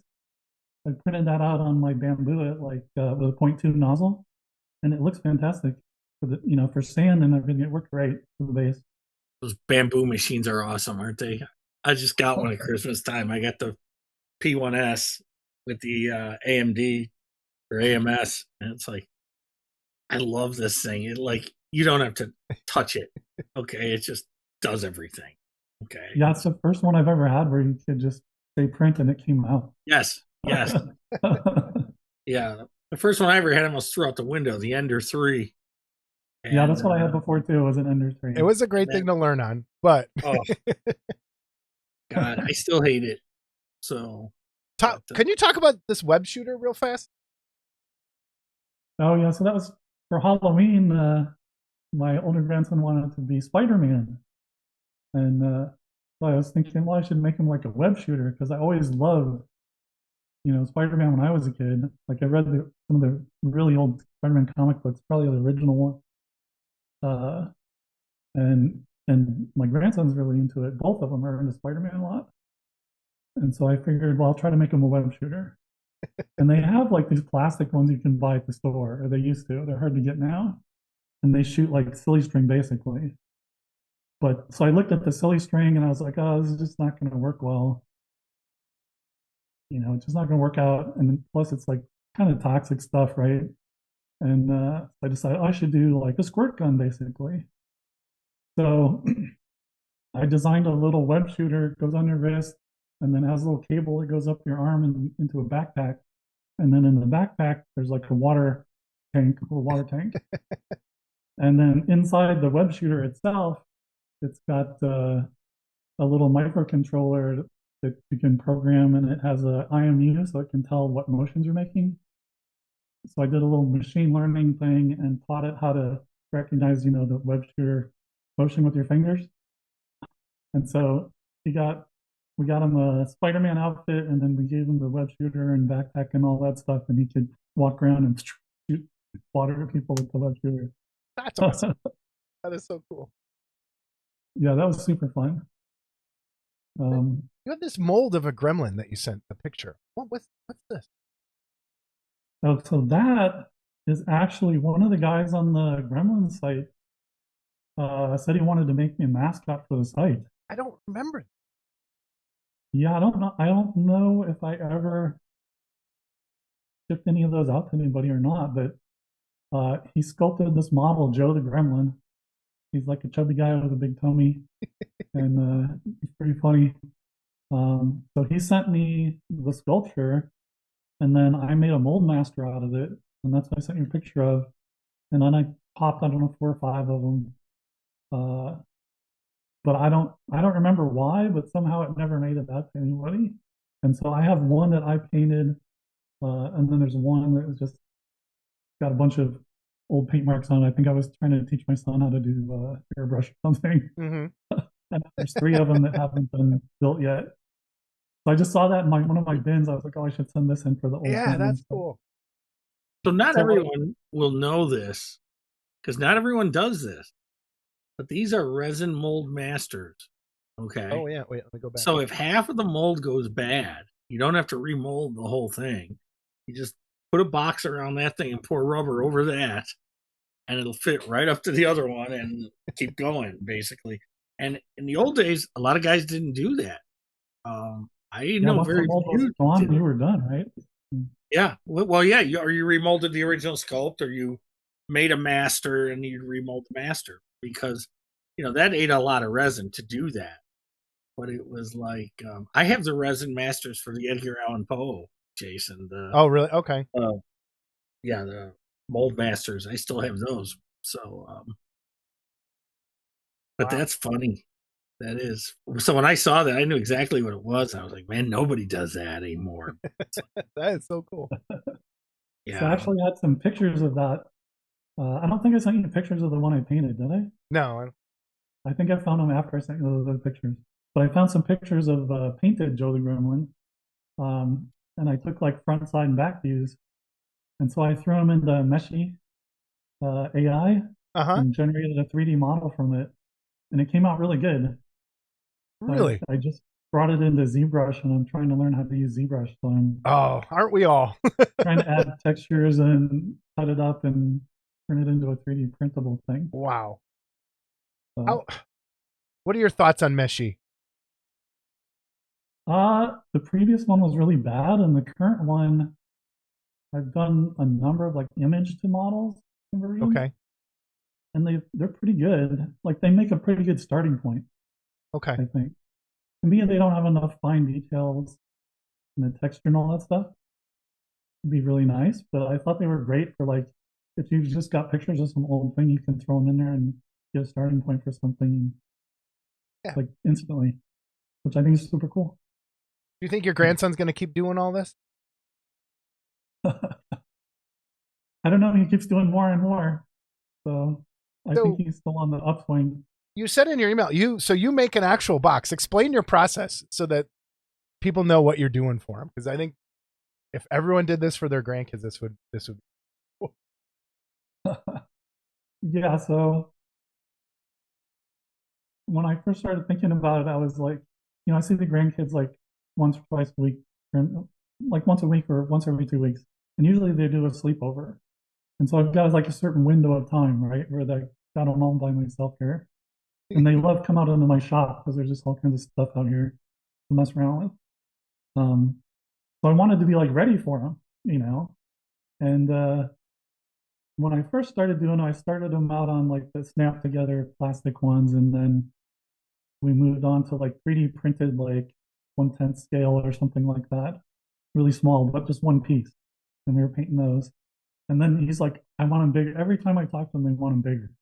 So, so then I decided, okay, well, I got to, make multi-part ones. And then you got a bunch of parts, right? And I wanted them to be able to like pick out which one they wanted to work on. So I was printing out multiple kits, and there's all these pieces everywhere.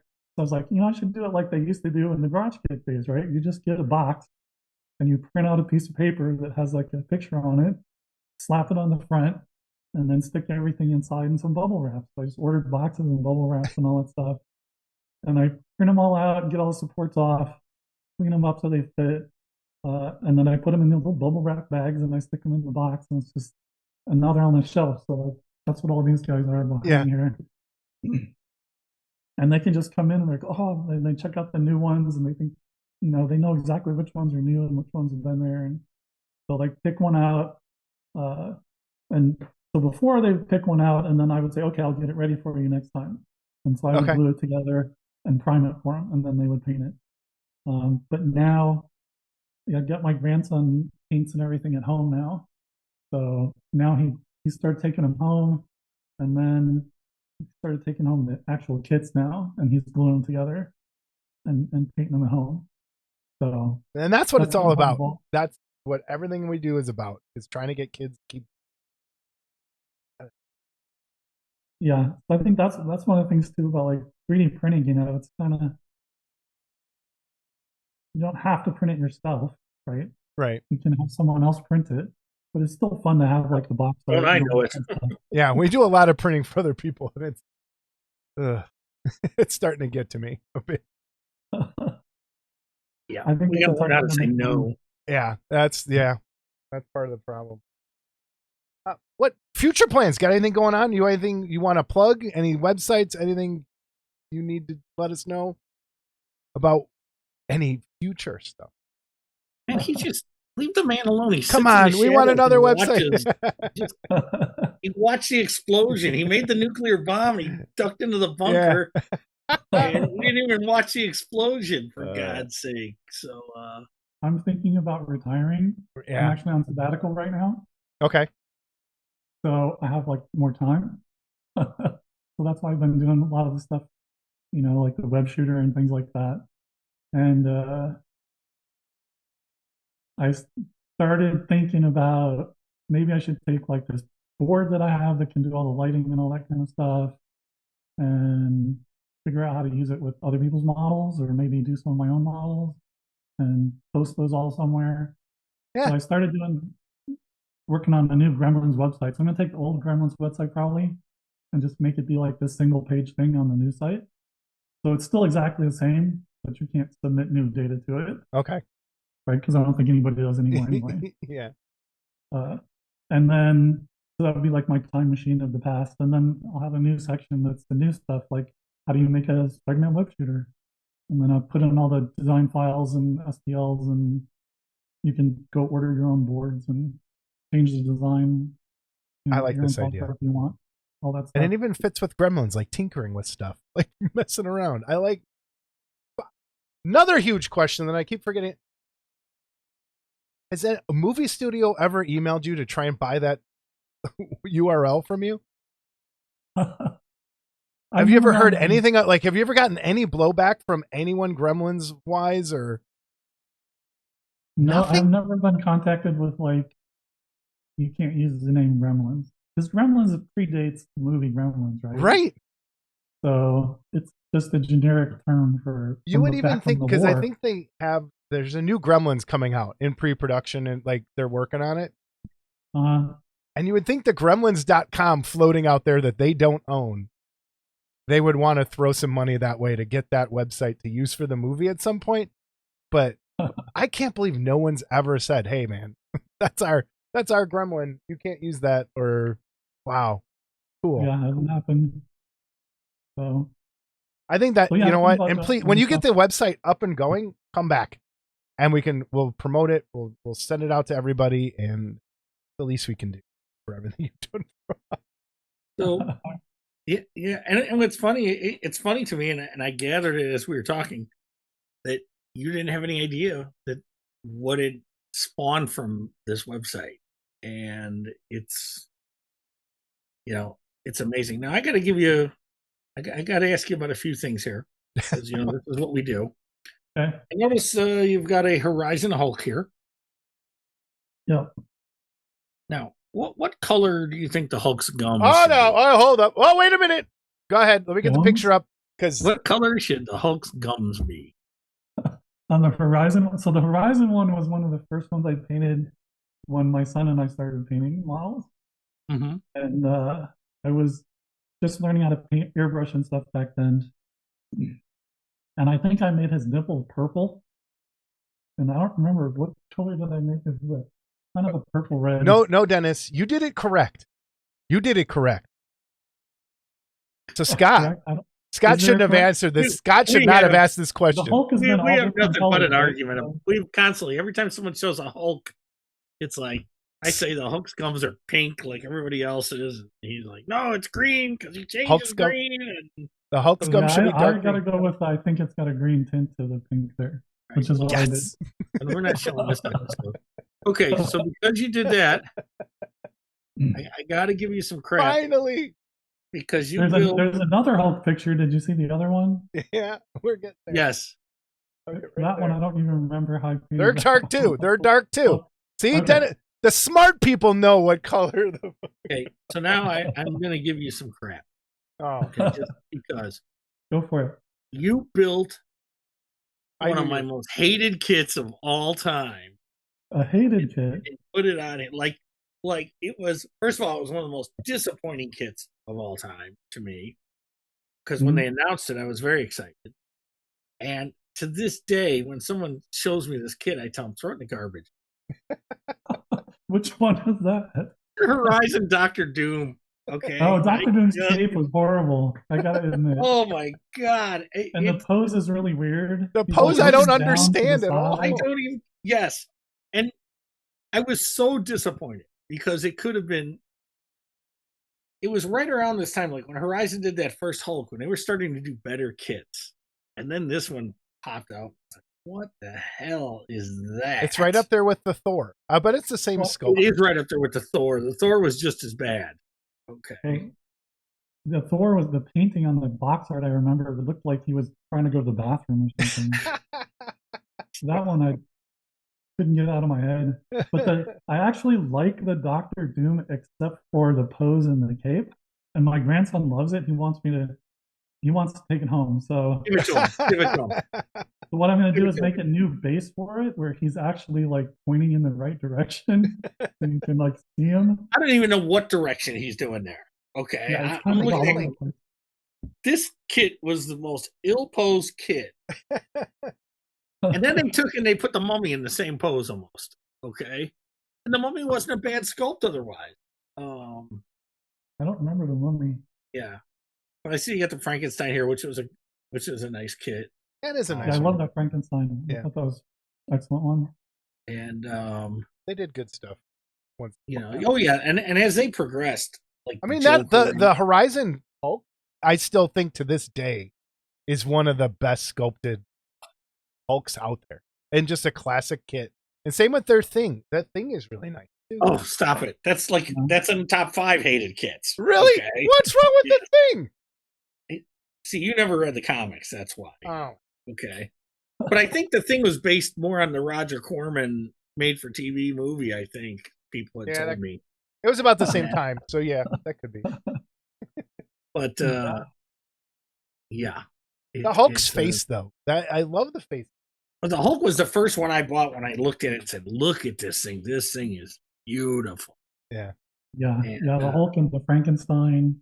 the Venom, I were love. pretty amazing. The creature was great too. The creature was awesome, and I told you I'm like a huge creature fan, right? So Yeah. I bought that right away, and I was still learning how to do a bunch of stuff back then, so I kind of held off a little bit on it, and then I started painting it, and I was taking a long time on it because I was like doing each scale almost individually, because I had this really interesting idea for how to paint it, and then before I could finish it, I had to box it up because we were moving or remodeling the house or something, I don't remember. And I haven't been able to find it since then. I have like 30 bins of models. So I'm sure it's in there, but I really want to find it and finish it now. Oh man. That was great. And I remember the box art was so untraditional. The one that Tom painted for the box had that patterning on it and all that. And it was so not accurate, but it looked so cool. And I remember when I met him, I said something to him about it. He goes, "I hated that thing." Are you kidding me? Really? Yeah. So yeah, the thing about those guys is they never had bases. No. So, yeah. So I always went to Michael's and bought a wood plaque and glued it or pinned it to that. That's what I always did. I did that for like the Screaming Werewolf. Some resin kits. Yeah. And they started putting bases on them, but it's they went out of business pretty quick once they went to resin. So it's well, this has been memory lane. I love this. This is great. Yeah, I got a bunch of the Bilkin kits a long time ago, which were kind of my grail kits. It's like, those were hard for me to find. And they were some of the earliest ones, right? And I still have a bunch of those sitting up there in a box somewhere. I think the Billiken Frankenstein is still the best Frankenstein out there. One of them. I really do. I love the old Billiken stuff. The creature, the hands were kind of big, but it was a nice sculpt. Yeah. And I don't even remember exactly what they all looked like because they're still in the boxes. I just kind of opened them and peeked at the parts. And then spent 4 hours trying to close the box because of the way the and then it never fit back in the box right. Yeah, there was that. So. Yeah. And what you paid for them is pennies compared to what a lot of them are worth today. So. Yeah, I looked up the one the other day and it was like $500. Like, yeah. I can print out a lot of resin kits for $500. Yes. Yep. I know it makes you wonder. So, man, well, Dennis, thank you so much. I so glad you're still around and still doing this. And a lot of people would not be friends in the world if it weren't for you. And thank you from the bottom of my heart. Thank you for everything you did way back then, taking a chance on a silly little website that changed the lives of a lot of people. I think. And it did, and it was funny because you talk to people and you're like, "Have you ever met Dennis?" And they're like, "No, never met him, never met him, never met him, never met him, never met him." And who's the one person it turns out did? Danny Sirocco. Danny Sirocco. We still see Danny every year. Danny's always got a story. From getting kicked off airplanes to a couple of years ago, he fell off a ladder the night before he was going to Wonderfest and broke himself up pretty good. And yeah, he's always got a story. He's a nut. Always like going up there and visiting with him. It was fun. Oh yeah, he's a good. He taught me a lot of stuff. Like, have you been to his place in San Francisco? I have not. I have not. I have not. I have not. I mean, I was there a long time ago, but it was just like filled with like models painted, and they were beautiful behind these glass cases. And yeah, and he's still buying. He's still buying stuff. So it's. We had him on one episode. If you go back in, he's on one of our episodes. Yeah, we had him. Which is he? Yeah. I'll go back maybe we should make a road trip to go visit Danny Sirocco. God. And film I don't know. That's a good idea. To write it off somehow. Write it off somehow. Yeah, because we're making so much money doing Yeah, this. I found out I lost $100 last year. Oh, Actually, yeah, but whatever. seriously, thank you so much for joining us. This has been great. I'll put gremlins.com will be in the links below if everyone wants to go over there. There's still some how-to articles. There's tons of models to look at. And then we're looking forward to when you relaunch the website with your new stuff. That would be really cool. Excited. Sounds good, guys. Thanks for getting in touch with me, and it's actually fun meeting a couple of Gremlins. Yeah. Hey, There's a lot of them out there. there's a lot. And I think when this comes out, people are going to be like, oh my God, I remember. And send in pictures. We always have a gallery at the end of every episode. So send in pictures of stuff your grandkid did or stuff you painted. Send it in. We'll always have it there and show it. And we'll keep going. And we'll have you on again anytime, man. Cool. Sounds good. Thank you so much for being here. Thank you, Dennis. All right, we're back. That was Dennis, everybody. Scott, thoughts? While you were blathering, I was going through the website, and there's a part here that says notes, I think. Okay. And the very last note that's up there is from Mark Worthling. Oh boy, let's put that on the screen, everyone. So let's go to full screen web window so everyone can read that. You want to read it out loud? Gremlins just wanted to tell you that your website is awesome. Had a blast perusing through it and picked a lot of information. I'm kind of new at the figure modeling arena, but I'm doing very well at the national figure shows and IPMS shows. I now plan to subscribe to AFM, Kit Builders, and Modelers Resource thanks to the info on your web. I also enjoyed previewing some of the kits in the various garages, especially the Azimuth stuff. I plan to get Violet Vixen due to the fact I was able to preview the kit right online. Finally putting this information superhighway to some really good use. Thanks, Mark Worthling. That's cool. Look at that. I wonder if Mark even remembers the protein. Who are some of the other people that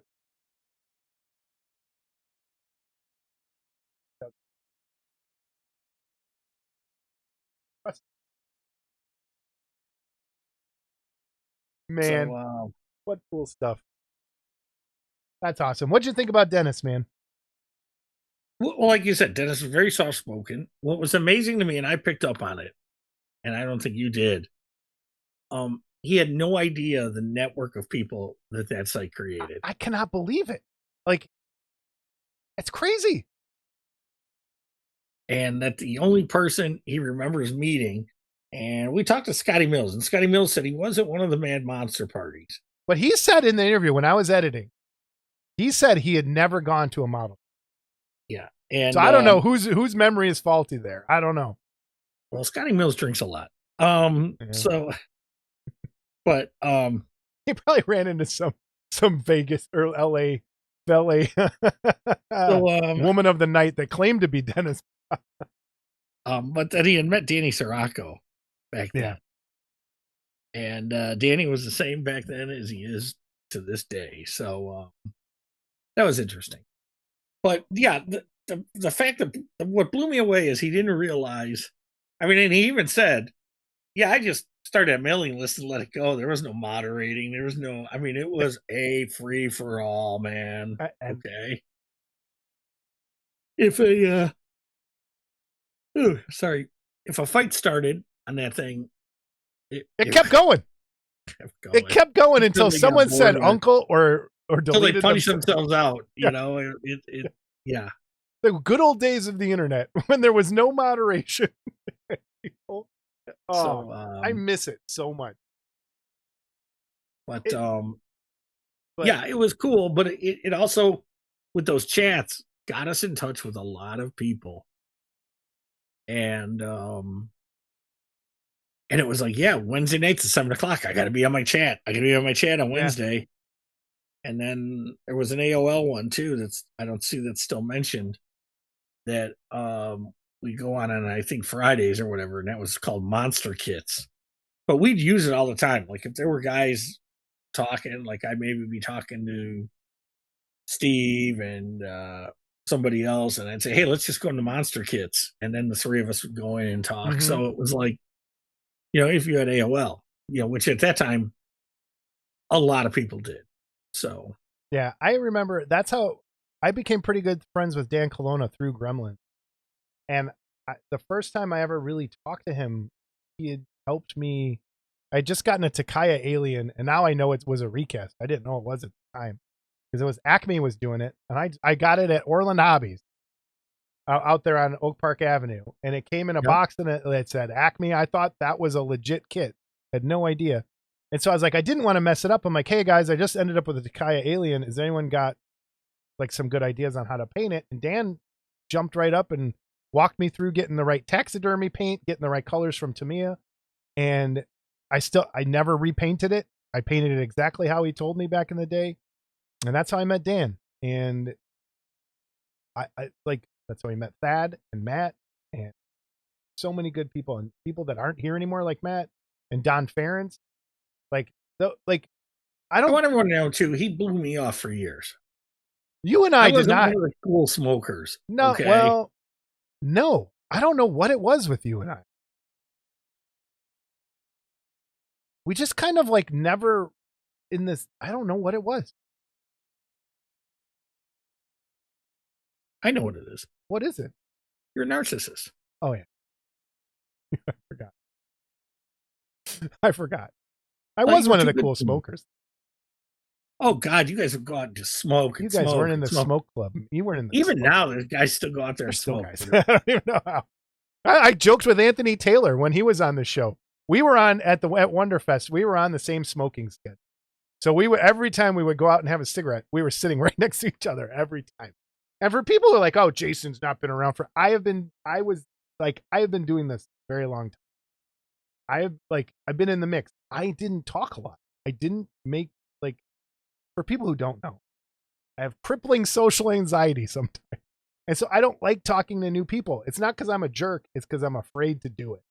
And so when I met people online, it was a lot easier. And even in person, like when I first met Terry, I was terrified. I didn't even talk to him. Like I was just like, oh, here's my money. I'm buying a kit. And I would run away. I just can't, I don't have that in me. And I think that's probably some of it with you too. It was just hard for me to meet new people in person. Like even the very first Wonderfest, I had probably talked to Larry Brackney, I don't know how many times on the Gremlins site.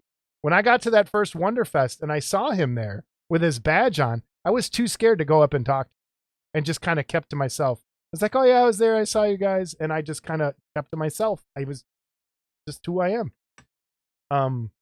Like I remember one time we went to Walt and there was a guy in there and I started talking to him. And it was like, you couldn't get out of there fast enough. And it's like, I'm talking to this guy, blah, blah, blah, blah, blah, blah, blah, blah, blah. We couldn't be more fine. different. Once I started talking to him, you're fine. But I have never been able to go up and start a conversation my entire life. It's hard. And you see me here do this. I am on fire in my brain all the time. And that's probably why I mumble. That's probably why I do all this other stuff. It's hard for me to do. But I miss those days of the hobby. It was so much fun and so many cool new things. And I feel sorry for the people that weren't there because it's so different. It was so punk rock back then compared to how it is now. It's so just kind of here's this, then it was just like all over. It was so cool. Man, Gremlins. Did you ever get on the AOL? The internet, you had to wait for the magazines to see the new stuff. Right. And you'd go to a show to see new stuff. Or the coolest thing was like when you get a Puff and Stuff flyer in the mail. Yeah. And then you'd go through the photocopied pictures of kits that were available. Like you said, the John Green list, like some of that stuff that would come. Who else put out flyers? Puff and Stuff? Sideshow you did stuff? Village Comics, I think did. Village Comics, yeah. What was the one place? They sold supplies though too. Dude, if anyone has a picture of a Puff and Stuff flyer, I'd love to send it in. But yeah, there were a lot of places, you get little catalogs sometimes. Yeah. Oh, I found a folder upstairs that has my the booklet from the first Wonderfest. have to bring that on next episode. Well, I have those. I have Yeah. a few of them. The color one with the cool, like, it almost looks like lithograph paint or something. They're pretty cool. Yeah, I have the Harryhausen one signed.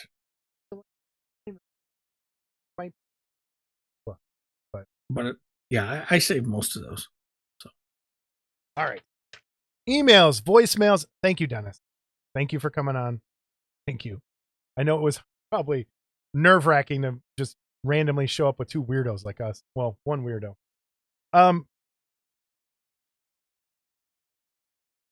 Emails, voicemails, and corrections from Raymond LeGrand. Scott asked, send in pictures. From Raymond LeGrand. Just finished the Metal Earth kit I started a couple weeks ago. I don't think it turned out too bad, being the first one I have built. With Metal Earth, subjects that have 90-degree angles and square corners, such as buildings, would be easier to replicate. The ones having compound curves, with curves, you basically have to bend and shape the metal to fit the area of the subject where it is missing, also fit the next piece. If I were to do it over again, I would take more time bending and curving the metal where the joints meet. I'm sure this comes with practice and familiarity. I'm doing these types of kits. It was a fun experience, and I have another one with more complex curves to assemble in the new pile. Attach your photos of my first effort. You guys should give it a try. Even if you fail, the price of the kits are cheap and enough not to warrant a big loss. Take care. Sungwar, Raymond LeGrand. So there's our hockey player. That does not look like fun to me. At all. But it looks like a suit of armor. It looks like it does. It looks like a suit of armor. That does not look like fun. Which is like the only way you'd get me on an ice rink anyway. So that would be a square fest for me. I know it would. But well done, man. That's cool. I don't have an in. That's like those paper model kits that yeah. we had in for a bit. Man, cool. So thanks for sending in, Raymond. That's really awesome. That's the show, everybody. Oh wait, let me do a live. No voicemail. No voicemail. Maybe the ghost of Tucky has ascended into heaven and isn't calling us. So that could. But everybody, fuck Jason Walker too. You just can say it at the end of every episode. We have a pretty big gallery. Have some cool stuff in there. We also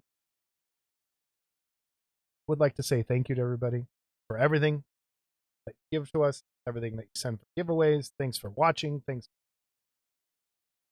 Words of encouragement. It is it's not fun sometimes doing this, and both Scott and I are kind of, maybe looking for a way out here one of these days. Might be coming. And we'll see. But until then, we're going to keep doing it. Scott, thoughts? I want out of this. So not yet. Coming. But I want to paint 5. I have to print stuff. Driving me. So, but anyway, please subscribe. If you're watching the show, please hit subscribe. Please hit the like button. We'll see you next time on Model Club TV.